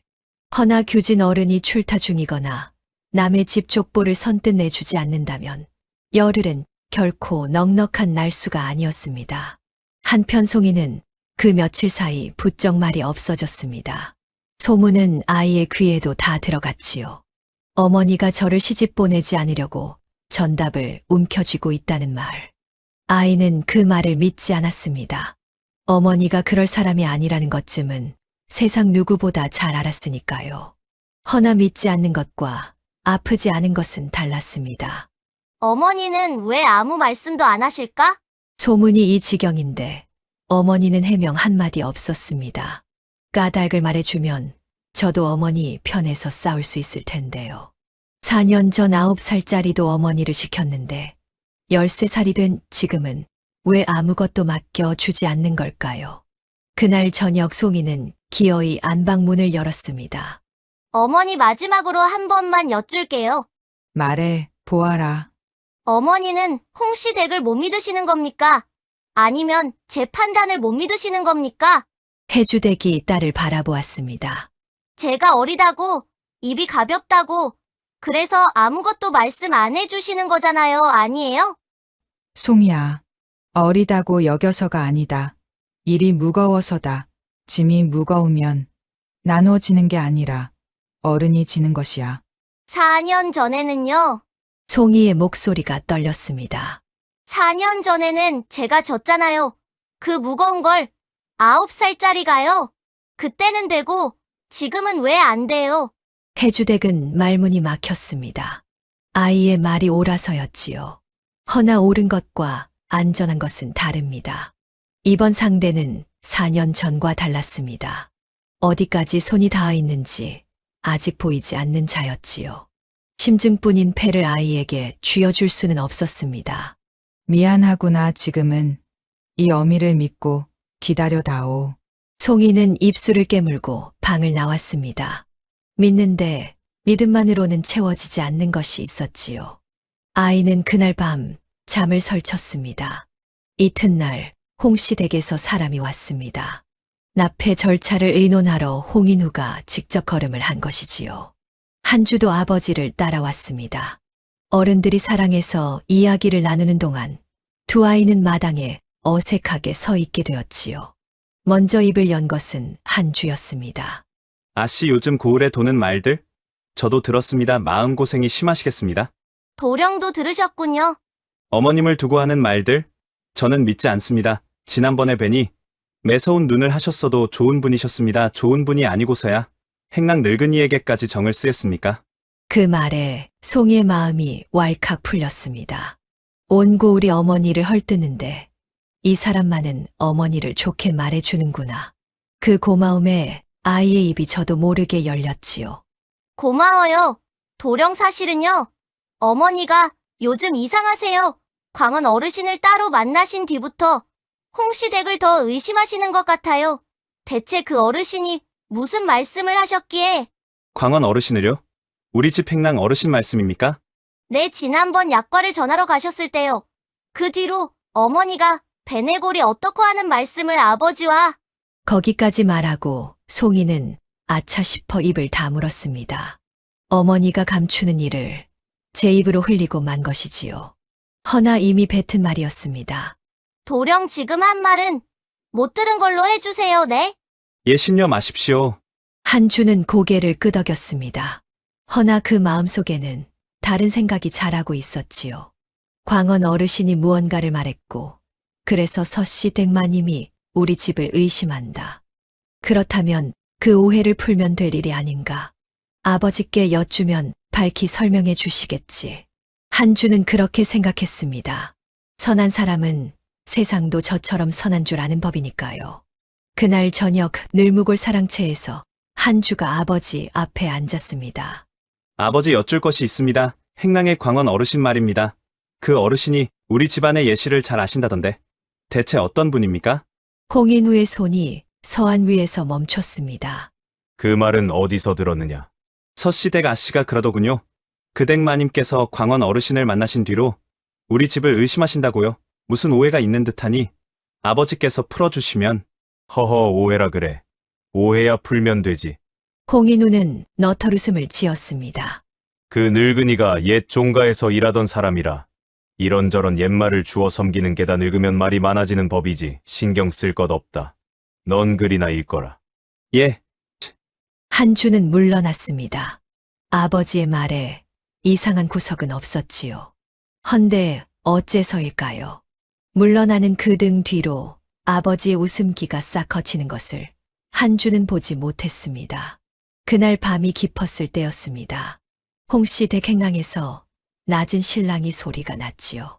장정둘이 광원 노인을 끌어내고 있었습니다. 무슨 짓이오? 무슨 지식인 늙은 하인이 혓바닥을 잘못 놀렸으면 벌을 받아야지. 홍인우가 등롱을 들고 서 있었습니다. 그 얼굴에 격식의 가면이 벗겨져 있었지요. 남의 집 안방마님과 무슨 이야기를 그리 정답게 나눴는가? 배내골이 어떻고 뿌리가 어떻고.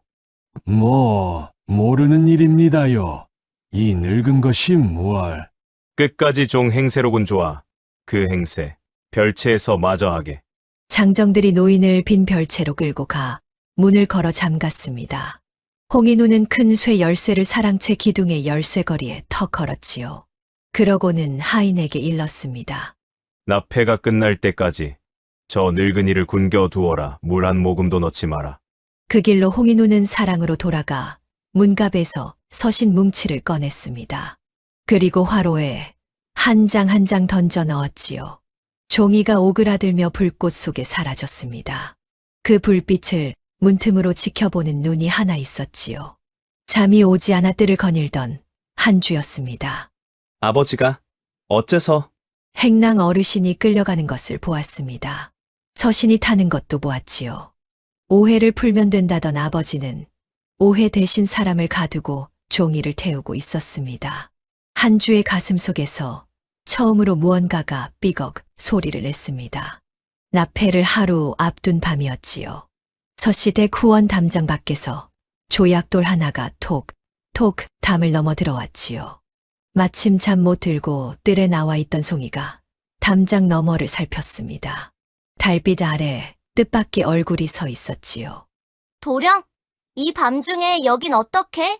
아씨 결례인 줄 압니다. 허나 알려드려야 할 일이 있어 담을 넘다시피 왔습니다. 한주의 얼굴이 달빛에도 하얗게 질려 있었습니다. 광원 어르신이 갇히셨습니다. 아버지가 빈 별채에 가두고 자물쇠를 채웠습니다. 납폐가 끝날 때까지 굶기라는 말씀까지. 같이 다니요. 어째서요? 남의 집 안방마님과 무슨 이야기를 나눴느냐고. 그리 노하셨습니다. 배내골이 어떻고 하시면서요. 그 말에 송이는 머리를 한 대 맞은 듯 했습니다. 배내골. 그 말을 한주에게 흘린 것은 바로 저였으니까요. 제가 흘린 말이 한주의 입을 거쳐 그 아버지의 귀에 들어갔고, 그래서 죄 없는 노인이 갇힌 것입니다. 나 때문이야. 아씨 탓이 아닙니다. 그 말을 아버지께 여쭌 것은 저입니다. 오해를 풀어드리려던 것인데. 아버지는 한주가 말을 잊지 못했습니다. 그 목소리가 갈라져 있었지요. 서신도 태우셨습니다. 화로에 한 장씩의 오해를 푸는 사람은 사람을 가두고 종이를 태우지 않습니다. 저는 이제 아버지가 무섭습니다. 송이는 더 듣지 않고 몸을 돌렸습니다. 도령 잠깐만 기다려요. 어머니께 가야겠어요. 안방으로 달려간 송이는 어머니 앞에 무릎부터 꿇었습니다. 어머니, 제가 잘못했어요. 이 밤에 무슨 광원 어르신이 갇히셨대요. 저 때문에요. 제가 한주 도령한테 어머니가 어르신을 만나셨다고, 배내골 이야기를 하셨다고 다 말해버렸어요. 도령은 오해를 풀려고 그 댁 어른께 여쭌 것뿐인데 그 어른이 어르신을 가뒀대요. 말하는 동안 눈물이 뚝뚝 떨어졌습니다. 어머니가 왜 말씀을 아끼셨는지 이제 알겠어요. 저는 도령의 마음만 보고 그분이 서 있는 자리는 살피지 못했어요. 사람만 보고 그 사람이 어느 담장 안에 있는지는 안 본 거예요. 해주댁은 우는 딸을 잠시 내려다보았습니다. 꾸짖을 수도 있었지요.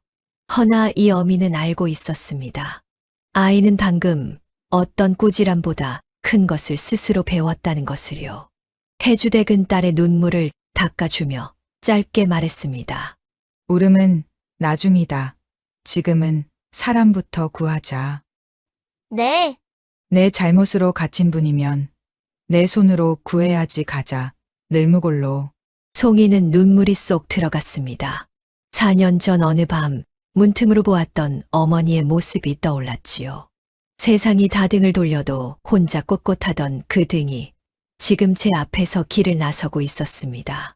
세 사람은 밤길을 달렸습니다. 해주댁과 송이, 그리고 앞장선 한주였지요. 홍씨댁에 이르자 한주가 담 뒤에 개구멍으로 두 사람을 이끌었습니다. 빈 별채는 짚이 껴 인적 없는 곳에 있었지요. 문에는 커다란 자물쇠가 채워져 있었습니다. 어르신, 계십니까? 니시여. 문 너머에서 갈라진 목소리가 새어 나왔습니다. 살아 계셨지요. 허나 자물쇠가 문제였습니다. 그때 한주가 나섰습니다. 열쇠가 어디 있는지 압니다. 사랑채 기둥 열쇠거리에요. 다녀오겠습니다. 도령 들키면 어쩌려고요? 들키면 아버지께 여쭐 것입니다. 한주가 어둠 속에서 또렷하게 말했지요. 저 어르신이 거짓을 말했다면 관아에서 밝히면 될 일입니다. 사람을 가두어 입을 막는 것은 옳지 않습니다. 이윽고 한주가 큰 쇠 열쇠를 가져와 자물쇠를 열었습니다. 문이 열리자 찬방 바닥에 웅크렸던 광원 노인이 부축을 받아 나왔지요. 하루를 꼬박 굶은 노인은 그래도 눈빛만은 형형했습니다. 도련님이 어찌 여기를. 어르신 송구합니다. 제 아버지가 지은 일입니다. 아니지요. 도련님이 지은 일이 아니지요. 노인은 한주의 손을 잠시 쥐었다 놓았습니다. 해주댁이 서둘렀지요. 말씀은 나중에 하시지요. 우선 이곳을 뜨셔야 합니다. 한주는 빈 별채의 문을 도로 잠그고 열쇠를 제자리에 걸어두었습니다. 안을 들여다보지 않는 한 노인이 사라진 것을 모를 것이었지요. 다행히 홍인우는 납해가 끝나기 전까지 별채를 다시 찾지 않을 터였습니다. 굶겨 돌아일렀으니 밤 나르는 사람도 없을 테니까요. 광원 노인은 서씨 댁 뒷방에 몸을 숨겼습니다. 곁에는 송이가 어머니의 옷자락을 붙은 채 앉아 있었지요. 제 잘못으로 벌어진 일이니 끝까지 듣겠다는 것이었습니다. 따뜻한 죽 한 그릇을 비우고 나자 노인이 입을 열었지요. 부인이 늙은 것이 이제는 말해야 할 때가 된 듯하오. 그자의 사랑채에 문서괴가 하나 있어. 그 안에 그자가 사들인 족보와 옛 인장과 그리고 편지들이 들어있지요. 겉에 놓인 편지들은 어젯밤 태워 없앴을 것이오. 내 이 눈으로 화로로 가져가는 것을 보았으니. 하면 다 제가 되었겠군요. 아니오, 다는 아니오. 노인의 눈이 등잔불에 번득였습니다. 그 궤에는 바닥이 하나 더 있어. 얕은 이중 바닥이오. 반년 전 그자가 내게 궤의 먼지를 닦으라 시킨 날이 있었지요. 그때 편지 한 통을 보았소. 차마 그냥 둘 수 없는 글이 적혀 있어. 내 그 한 통을 이중 바닥 밑에 숨겨 두었소이다. 어떤 글이었습니까? 외산 서씨 댁의 재산 내력이 소상히 적힌 글이었소. 그리고 끝에 이런 말이 있었지. 진짜 도장과 명문은 이제 쉽게 건드릴 수 없으니 본인을 맺어 안으로 들어가는 수밖에 없다고. 명문이요? 4년 전 내 생모가 남긴 그 문서다. 이 집을 지켜낸 종이지. 방 안의 공기가 얼어붙었습니다. 혼인을 맺어 안으로 들어간다. 이 혼담의 정체가 그 한 줄에 다 들어 있었지요. 그 편지 누가 보낸 것인지도 보셨습니까? 보낸 이의 이름까지는 부인께서 직접 확인하시는 게 좋겠소. 내 입으로 옮기면 늙은 이의 헛소리라 할 터이니 남의 궤에서 꺼낸 종이를 들고 관아에 가면 그것은 증좌가 아니라 절도가 되어 저자가 제 손으로 그 궤를 여는 날을 이 늙은 것은 3년을 기다렸소이다. 어찌 베네골로 가지 않았느냐 물으시겠지요. 몰락한 종손이 빈손으로 문중에 들어서면 그것은 하소연이지 증거가 아니오. 족보와 인장을 되찾아 품고 가야 비로소 조상 앞에 설 낯이 서는 것이오. 궤의 열쇠는요. 자주색 끈이 묶인 작은 열쇠요. 그자가 잘 때도 몸에서 떼지 않소. 해주댁은 고개를 끄덕였습니다. 족보를 보던 날 허리춤으로 들어가던 그 열쇠. 이미 보아둔 것이었지요. 헌데 어찌 그 궤의 이중 바닥까지 아시느냐고 해주댁이 물으려던 참이었습니다. 그 답은 훗날 뜻밖의 자리에서 듣게 되지요. 밖에서 급한 발소리가 났지요. 마님, 마님, 소인입니다요. 덕구입니다요.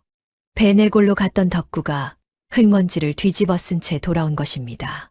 덕구는 품에서 기름종이에 싼 것을 조심스레 꺼냈지요. 규진 어른께서 서찰을 보고는 한달음에 문갑을 여셨습니다요.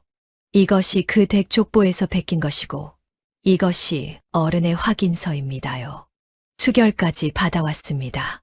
해주댁이 그 베낀 종이를 펼쳤습니다. 베네골 족보의 한 대목을 그대로 옮긴 것이었지요. 참판 홍태원. 그 아래로 내려가다 해주댁의 손끝이 한 곳에 멈췄습니다. 홍세진, 12세졸, 무후. 12살에 죽어. 후사가 없다. 늘무골의 족보에서 물에 번져 있던 바로 그 자리에 베네골의 족보는 또렷이 적고 있었습니다. 세진이라는 어른은 12살에 세상을 떠났고 자식을 두지 못했다고요. 후사가 없는 사람에게서 어찌 후손이 이어진단 말입니까? 홍이 누가 뿌리라 내세운 그 자리는 뿌리가 아니라 끊어진 가지였던 것입니다. 그리고 마님 규진 어른께서 이 길로 몸소 회산으로 오고 계십니다요. 온전한 족보를 품에 지니시고요. 날이 밝으면 이 댁에 닿으실 겁니다. 이제 패는 손안에 들어왔습니다. 문제는 다음이었지요. 해주댁은 광원 노인과 송이를 데리고 사랑채로 건너가 남편까지 한자리에 불러 모았습니다. 서진사가 베낀 종이를 읽고 나서 무겁게 입을 열었지요. 이만하면 저자의 계보가 거짓임은 밝힐 수 있소.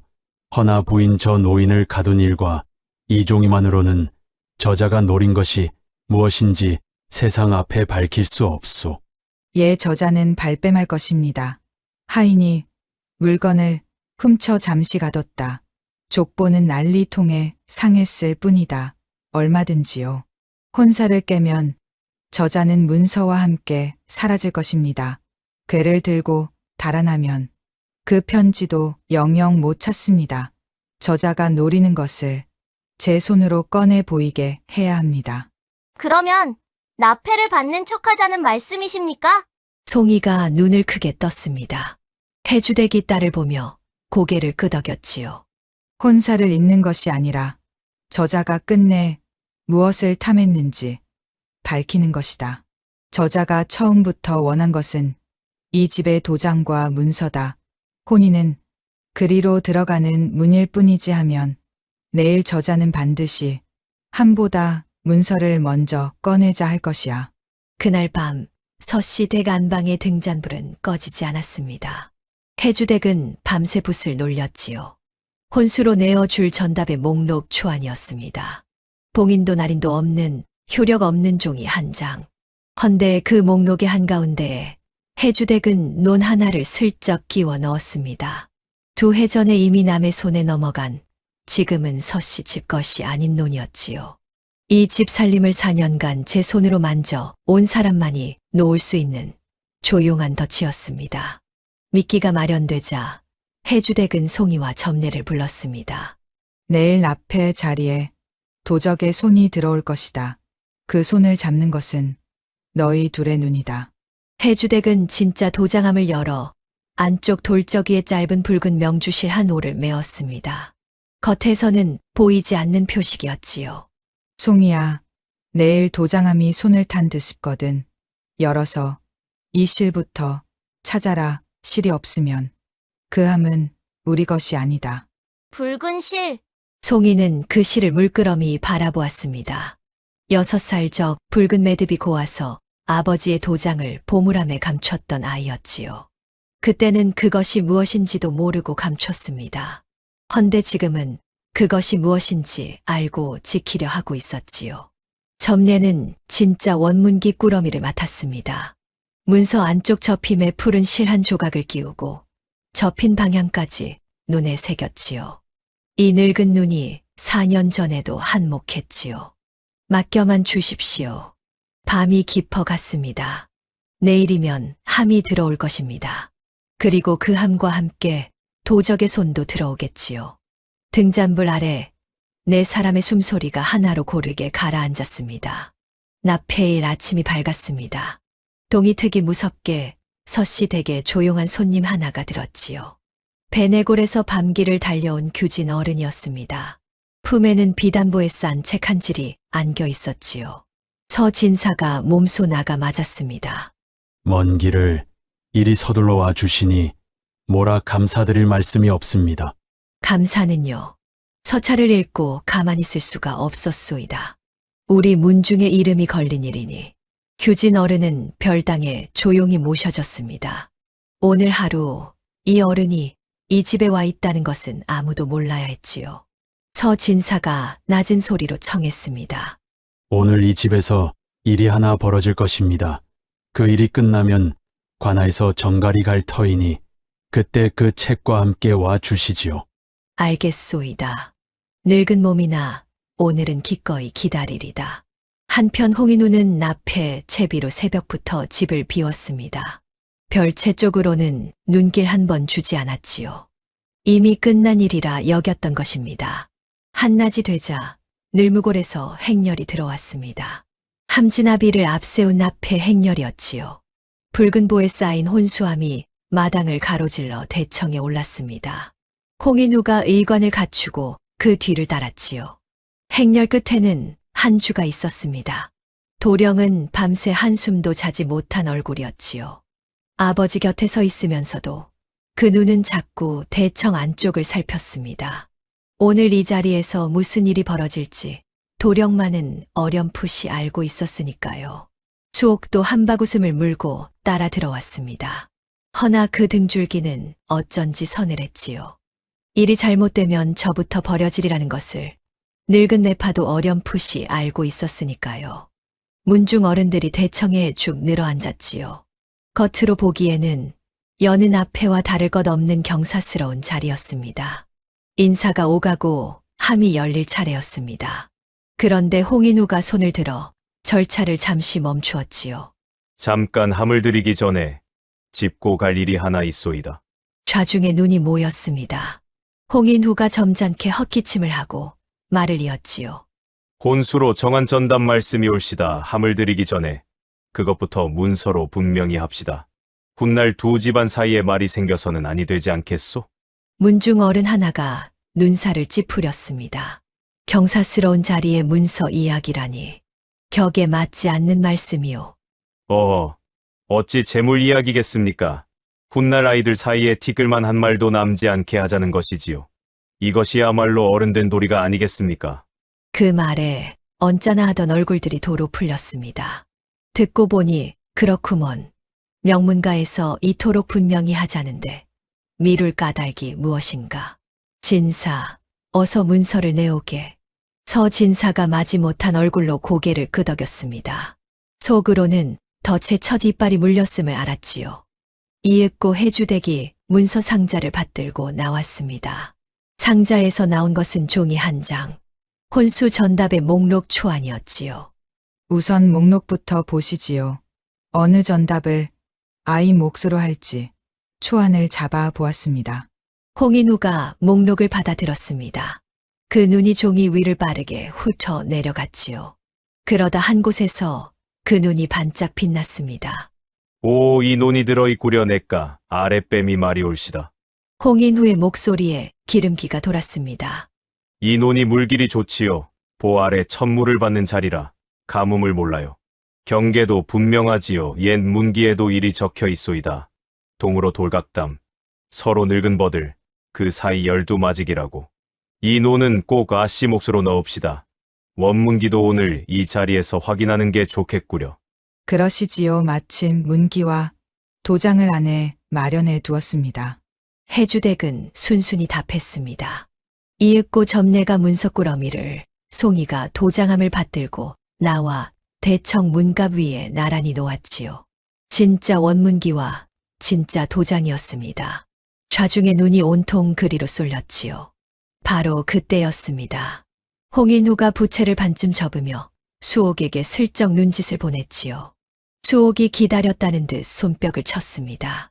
아이고 참, 문서도 문서지만 함 구경부터 하셔야지요. 홍씨 댁에서 어떤 귀한 것들을 보내셨나. 다들 좀 보셔요. 수옥이 함을 열어젖히며 비단이야, 패물이야 하나씩 꺼내 들자 문중 어른들이 우르르 그리로 몰렸습니다. 대청이 삽시간에 왁자해졌지요. 그 소란한 틈이었습니다. 홍씨 댁하인 하나가 소리 없이 문갑 곁으로 다가섰지요. 그 품에서 보자기가 스르르 풀렸습니다. 안에서 나온 것은 진짜와 꼭 닮은 도장함 하나와 문석 꾸러미 하나. 하인의 손이 번개같이 움직였습니다. 문갑 위에 것을 품에 넣고 가져온 것을 그 자리에 놓았지요. 눈 깜짝할 사이의 일이었습니다. 그리고 그 순간 문갑 쪽에서 눈을 떼지 않던 눈이 둘 있었지요. 무엇이 오갔는지까지는 보지 못했습니다. 허나 그 손이 문갑 위를 한번 스쳤다는 것만은 똑똑히 보았지요. 해주댁이 찻잔을 내려놓았습니다. 소란 너머로 그 목소리가 서늘하게 울렸지요.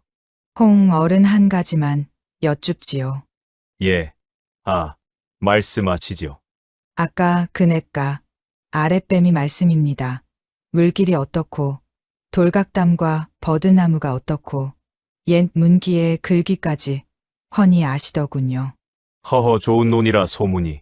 그 노는 2해 전에 이미 남의 손으로 넘어갔습니다. 대청이 조용해졌습니다. 함을 뒤적이던 손들이 일제히 멈췄지요. 이 초안에는 논의 이름만 적었을 뿐 물길도 경계도 문기의 글귀도 한자 적지 않았습니다. 우리 집 것도 아닌 논을 나리께서는 어찌 그리 소상히 아십니까? 그것도 2해 전에 이미 팔린 줄은 모르신 채로요. 여러 해 전에 이 집 장부를 손바닥처럼 들여다보던 사람에게서 그 시절 그대로 옮겨 들으신 게 아니고서야 있을 수 없는 일이지요. 홍인 후에 낯빛이 변했습니다. 아차 하는 빛이 스쳤지요. 미끼였구나. 저 목록이 저 여인이 놓은 덫이었구나. 허나 깨달음은 늦었습니다. 해주대기 딸에게 눈짓을 보냈지요. 잠깐만요. 송이가 문갑 앞으로 나아가 도장함을 열었습니다. 조그만 손이 함 안쪽 돌적이를 더듬었지요. 그리고 아이가 외쳤습니다. 붉은 실이 없어요. 이 함은 우리 것이 아니에요. 바뀌었어요. 뒤이어 점례가 문석 꾸러미를 펼쳤습니다. 푸른 실이 없습니다. 접힌 결도 다릅니다. 이건 베낀 종이에요. 대청이 뒤집어졌습니다. 해주댁이 문갑 곁에 하인을 가리켰지요. 저 사람의 품을 뒤지십시오. 문중 어른들과 서씨 댁 하인들이 우르르 달려들었습니다. 달아나려던 하인이 붙들리고 그 품에서 보자기가 떨어졌지요. 보자기가 풀리자 대청 바닥에 물건들이 쏟아졌습니다. 붉은 실이 메인 진짜 도장함, 푸른 실이 끼워진 진짜 원문기, 그리고 낯선 문서 한 장이 함께 굴러 나왔지요. 문중 어른 하나가 그 문서를 집어 들고 있다가 손을 부들부들 떨었습니다. 이건 전답을 넘긴다는 문기가 아닌가. 서진사가 딸의 혼수로 전답을 홍씨 댁에 내어준다는. 점례가 그 문서를 받아 훑고는 목소리를 높였지요. 송이 아씨의 혼수로 전답을 내어준다는 문서입니다. 헌데 보십시오. 아직 찍히지 않은 것은 서진사 어른의 도장뿐입니다. 훔친 진짜 도장을 미리 만들어 온 저 문서에 찍으려던 것입니다. 도둑질에 그치지 않고 도둑질한 것으로 문서까지 꾸미려던 것이지요. 4년 전 가짜 도장으로 실패한 그 수법이 이번에는 진짜 도장을 노리고 돌아온 것이었습니다. 해주댁이 자리에서 일어나 문중 어른들을 향해 섰습니다. 이혼사 눌리십시오. 제 눈에 흙이 들어가기 전에는 아니 됩니다. 혼담이 들어온 그날부터 목 끝에 눌러두었던 그 한마디를 여인은 이제야 입 밖에 냈습니다. 이번에는 아무도 혀를 차지 않았지요. 이놈이, 내 이놈. 홍인후가 벌떡 일어나 붙들린 하인의 멱살을 잡아챘습니다. 내 놈이 감히 네 집 물건에 손을 대. 나는 모르는 일이다. 이놈이 혼자 저지른 짓이야. 역살잡이의 홍인후의 도포 자락이 요동쳤습니다. 그 서슬에 허리춤에서 무언가가 툭 떨어져 마루를 굴렀지요. 자주새 끈이 묶인 작은 열쇠였습니다. 대청의 눈들이 그 열쇠를 쫓았지요. 그리고 그것을 집어든 것은 뜻밖의 손이었습니다. 한주였지요. 한주야, 이리 다오. 홍인우가 손을 내밀었습니다. 허나 한주는 그 열쇠를 아버지에게 돌려주지 않았지요. 도령은 천천히 걸어가 서진사 앞에 무릎을 꿇고 두 손으로 열쇠를 받쳐 올렸습니다. 이것은 제 아버지의 문서 궤를 여는 열쇠입니다. 한주야, 내가 지금 무슨 짓을? 아버지, 한주가 돌아보았습니다. 그 눈에 눈물이 그렁그렁했지요. 아버지께 죄가 없으시다면 이 궤를 감추실 까닭도 없습니다. 죄가 있으시다면 제가 아들이라는 이유로 그것을 덮어서는 안 됩니다. 홍인우는 그 자리에 얼어붙었습니다. 제 아들이 제 손으로 놓은 덫보다 아프게 저를 치고 있었지요. 서진사가 일어나 좌중을 향해 명했습니다.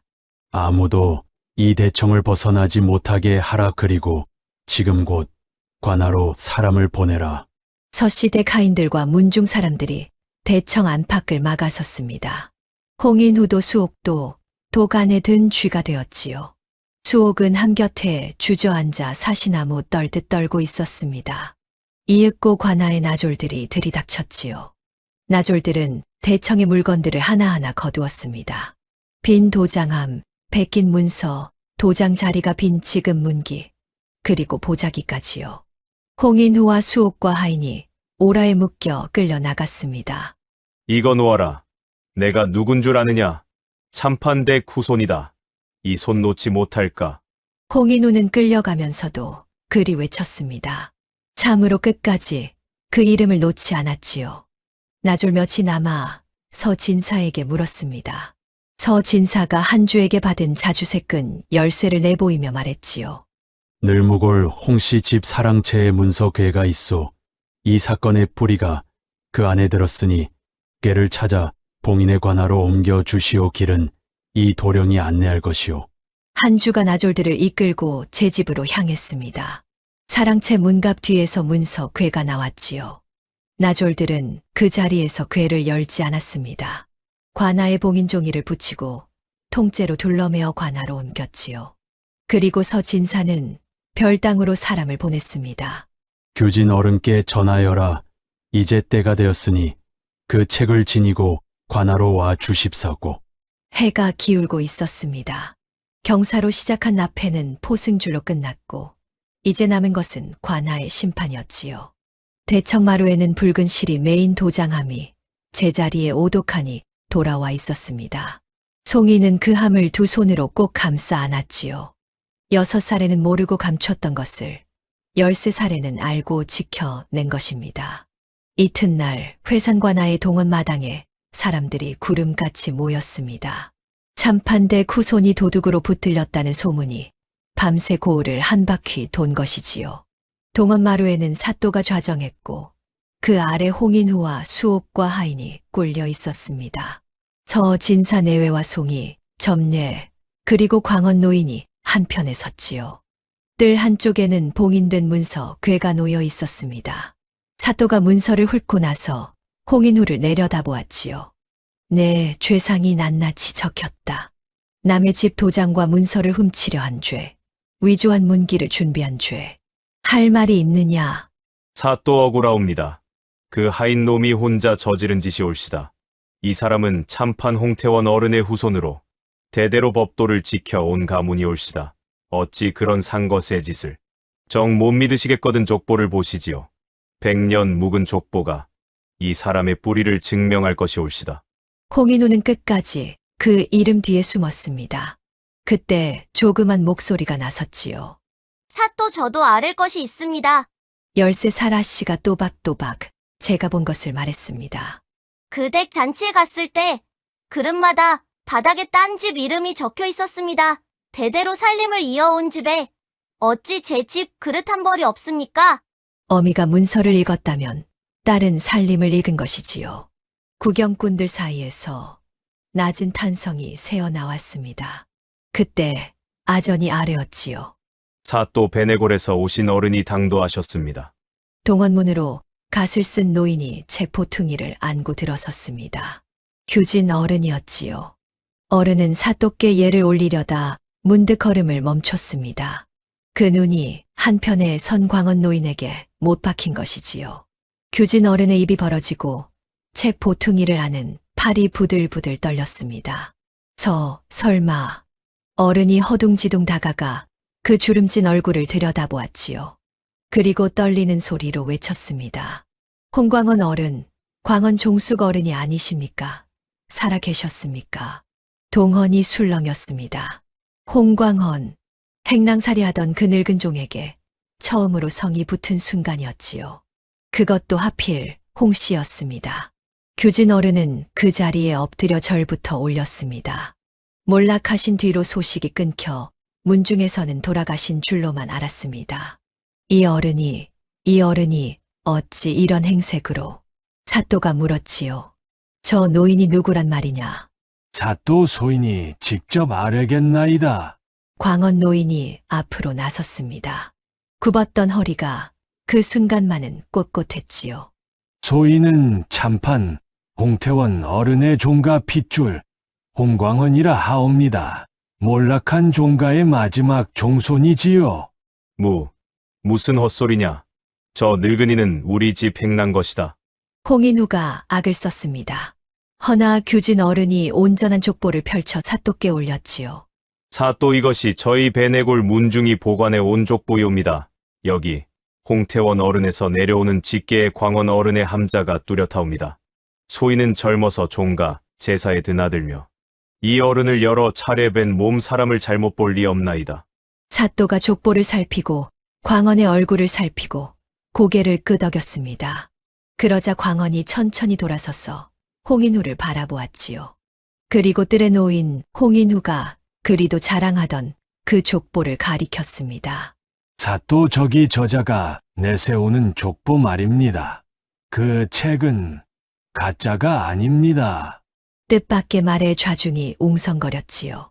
광헌의 목소리가 동헌에 낮게 울렸습니다. 저 책은 우리 집에서 발려나간 진짜 족보올시다. 3년 전 소인이 병으로 누운 사이에 살림을 맡았던 먼 일가가 빚을 갚는다는 구실로 족보와 고문서와 옛 인장을 괴째 책회에게 몰래 넘기고 달아났지요. 소인은 그 책을 찾아 헤매다 그것이 저자의 집에 있는 것을 알고 3년을 종노릇하며 그 곁을 지켰습니다. 하오나 사또 책이 진짜라 하여 사람까지 진짜인 것은 아니지요. 저자는 그 책 안에 어느 누구와도 피 한 방울 섞이지 않은 자올시다. 그 책의 뒷장이 몇 장 비어 있을 것입니다. 그 자리가 내 아비와 내 이름이 적혔던 자리올시라. 족보를 몰래 팔아넘긴 그 일가가 제 죄가 드러날까 두려워 산 사람의 이름 자리를 찢어내고 넘긴 것이지요. 그러지 않고서야 저자가 3년을 나를 부리면서 내 이름 석자를 못 알아볼 까닭이 없지요. 동헌이 물을 끼얹은 듯 조용해졌습니다. 세진 어른 곁에 주석이 떨어져 나간 것도 그때 함께 상한 자리올시다. 하필 그 흠집 하나가 저자에게는 비집고 들어갈 문이 되었지요. 그래서 저자는 뜯겨나간 그 이름이 제 집 행랑에 앉아있는 줄도 몰랐습니다. 저자에게 나는 그저 이름도 물을 값 없는 늙은 종이었으니까요. 거짓말이다. 나는 세진 어른의 후손이야. 족보에 글이 적혀 있다. 홍인우가 발악했습니다. 사또의 명으로 두 족보가 나란히 펼쳐졌지요. 홍인우의 족보에서 물에 번지고 조각이 떨어진 그 자리, 그리고 베네골 족보에 같은 자리. 아전이 베네골 족보의 글귀를 소리 내어 읽었습니다. 홍세진, 12살에 죽고 뒤를 이을 자식이 없다. 옛 글자로 12세졸 무후라 적힌 자리였지요. 광헌이 홍인우를 향해 못을 박듯 말했지요. 홍세진 어른은 12살에 돌아가 후사를 두지 못하셨다. 후사가 없는 분에게서 어찌 내 조상이 이어졌단 말이냐. 홍인후의 낯이 흙빛이 되었습니다. 훼손된 자리만 믿고 비어있는 가지에 제 이름을 걸었는데 그 가지가 빈 까닭이 이것이었을 줄이야. 기록이 없어서 고른 자리가 후사가 없어서 빈 자리였던 것이지요. 도둑의 계산이 곧 도둑의 무덤이 된 것입니다. 이어서 봉인된 문서 궤가 사또 앞에 놓였습니다. 자주색 끈 열쇠로 자물쇠가 열리고 안에서 예진장이 나왔지요. 광헌이 미리 아른 대로였습니다. 그 인장의 손잡이에 개미 허리만 한 흠이 있을 것입니다. 소인이 어릴 적 마루에서 떨어뜨려 낸 흠이지요. 아전이 살피니 과연 그 자리에 그 흠이 있었습니다. 족보와 인장과 궤가 본디 한 집의 물건이었다는 증거였지요. 사또는 이어 압수한 지금 문기를 정식으로 펼치게 했습니다. 그리고 읽어내려가던 아전의 손이 멈췄지요. 사또 이 문서에는 전답의 경계와 날짜는 물론 증인의 이름까지 미리 적혀 있사옵니다. 사또의 눈썹이 치켜 올라갔습니다. 두 집안의 협의도 끝나지 않았는데 경계와 날짜와 증인 이름까지 어찌 모두 적혀 있단 말이냐. 남은 것은 서 진사의 도장 하나뿐이 아니냐. 이것이 서식이냐 흉기냐. 홍인우는 대답하지 못했습니다. 궤를 살피던 사또가 광헌에게 물었습니다. 한데 그대는 이 궤에 숨은 바닥이 있는 줄을 어찌 알았는가. 그 궤도 본디 우리 집 물건이 올시다. 이중 바닥은 내 할아버님이 손수 짜 넣으신 것이지요. 제 집 궤의 밑바닥을 제가 어찌 모르겠습니까? 마지막으로 아전이 궤의 바닥을 두드렸지요. 통, 통. 소리가 달랐습니다. 얕은 널빤지가 들리자 그 밑에서 편지 한 통이 나왔지요. 광헌이 3년의 굴욕 속에 지켜낸 바로 그 한 통이었습니다. 사또가 편지를 펼쳐 소리내어 읽었지요. 회산서 씨 집의 재산 내력은 앞서 적은 바와 같네. 형님 댁의 진짜 도장과 명문은 이제 쉽게 건드릴 수 없으니 혼인을 맺어 안으로 들어가는 수밖에 없네. 명문이라 함은 4년 전 그 일에서 이 집을 지켜 낸 진짜 문서를 이르는 말이었지요. 그리고 그 끝에 이름을 읽는 순간 서진사가 휘청했습니다. 서병년, 귀양 가 있는 그 아우였습니다. 4년 전 형의 집을 삼키려다 실패한 자가 귀양지에서 보부상을 매수해 이 흉계를 이어온 것이지요. 홍인우는 그 옛 노름판 벗이었고요. 사또가 진노했습니다. 귀양지에서까지 죄를 잇다니. 내 이놈 이래도 발뺌하겠느냐. 사또 소인은 그저 이 모든 건 저 매파가 그렇소. 저 수호기가 다 꾸민 일이 올시다. 소인은 저것의 말에 넘어갔을 뿐이 올시다. 홍인우가 수옥에게 손가락질을 했습니다. 그러자 새파랗게 질려있던 수옥이 벌떡 고개를 들었지요. 뭐라고요? 내가 꾸며요. 사또 이 늙은 것이 다 아뢰겠습니다요. 저자가 처음부터 다 시켰습니다. 서씨댁에 혼담을 넣어라. 안방마님이 까다로운 계모라고 소문을 내라. 죄다 저자가 시킨 일입니다요. 성사되면 사례금에 전담목까지 준다 했고요. 서씨 댁 문갑의 도장함이 어찌 생겼는지 그려오라 한 것도 납해 자리에서 바꿔치라 한 것도 저자입니다. 이 늙은 것은 시키는 대로 했을 뿐인데 이제 와서 내게 뒤집어 씌워요? 광헌이 마지막으로 한마디를 보탰습니다. 저자는 본디 다른 골에서 몰락한 향반으로 남의 문서를 대신 써 주고 살던 자라 들었소이다.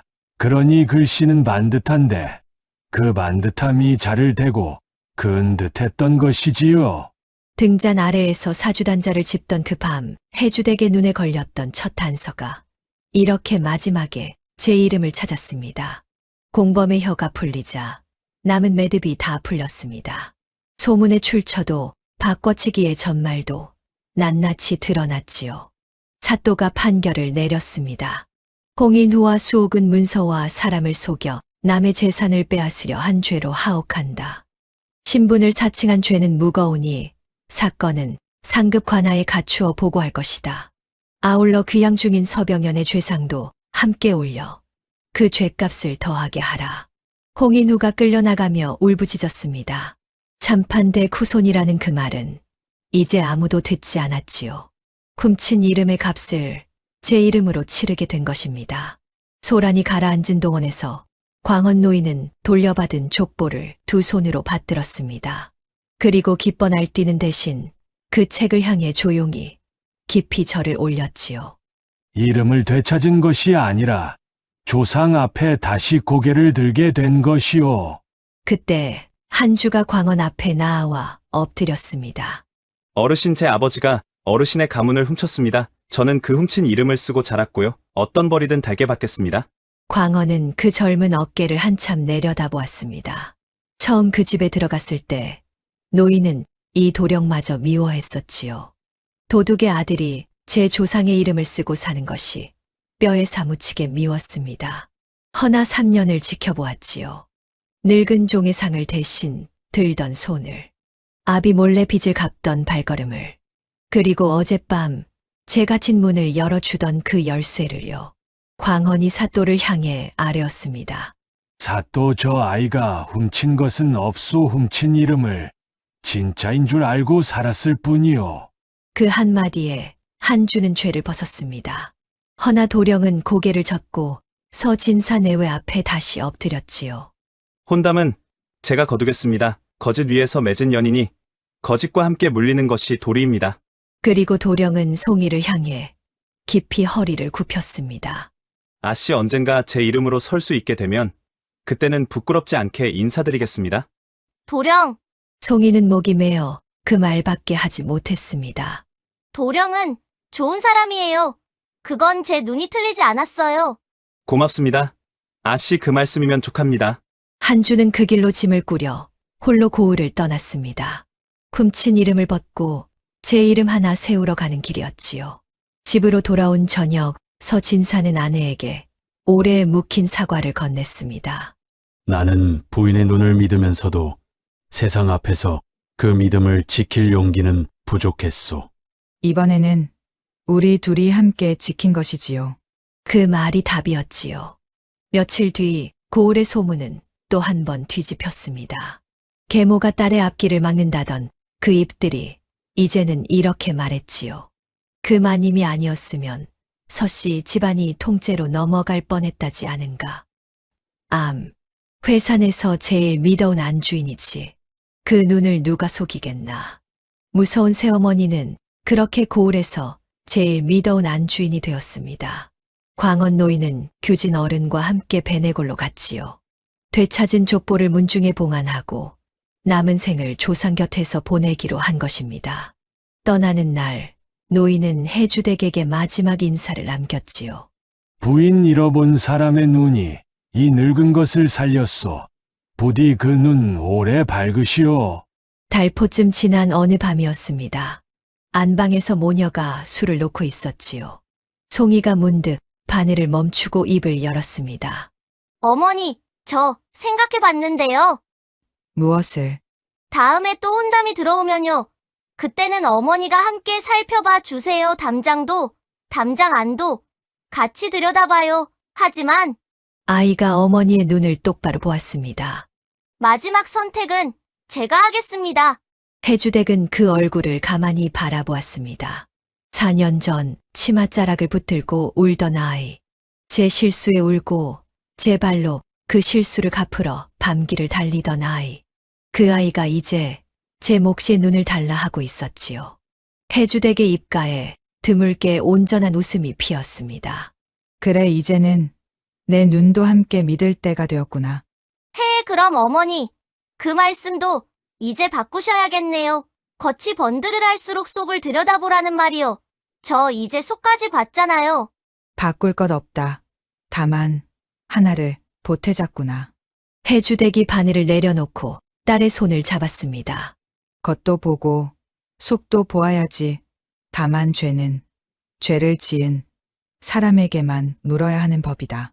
거지 가문의 아들로 태어난 한주에게는 죄가 없고 진짜 이름을 잃은 광원에게도 죄가 없었습니다. 죄는 오직 남의 이름과 남의 재산을 탐한 자들의 것이었지요. 송이는 그 말을 수틀 위의 매화처럼 가슴에 한 땀 한 땀 새겼습니다. 등잔불이 모녀의 그림자를 벽에 하나로 포개어 놓았습니다. 창밖으로는 봄밤이 깊어갔지요. 겉이 번드르르한 것들이 무너지고 속이 참된 것들만 남은 회산 고을의 평온한 밤이었습니다. 오늘의 이야기는 여기까지예요. 안녕. 맞다. 구독, 좋아요, 댓글 말해야 하는데.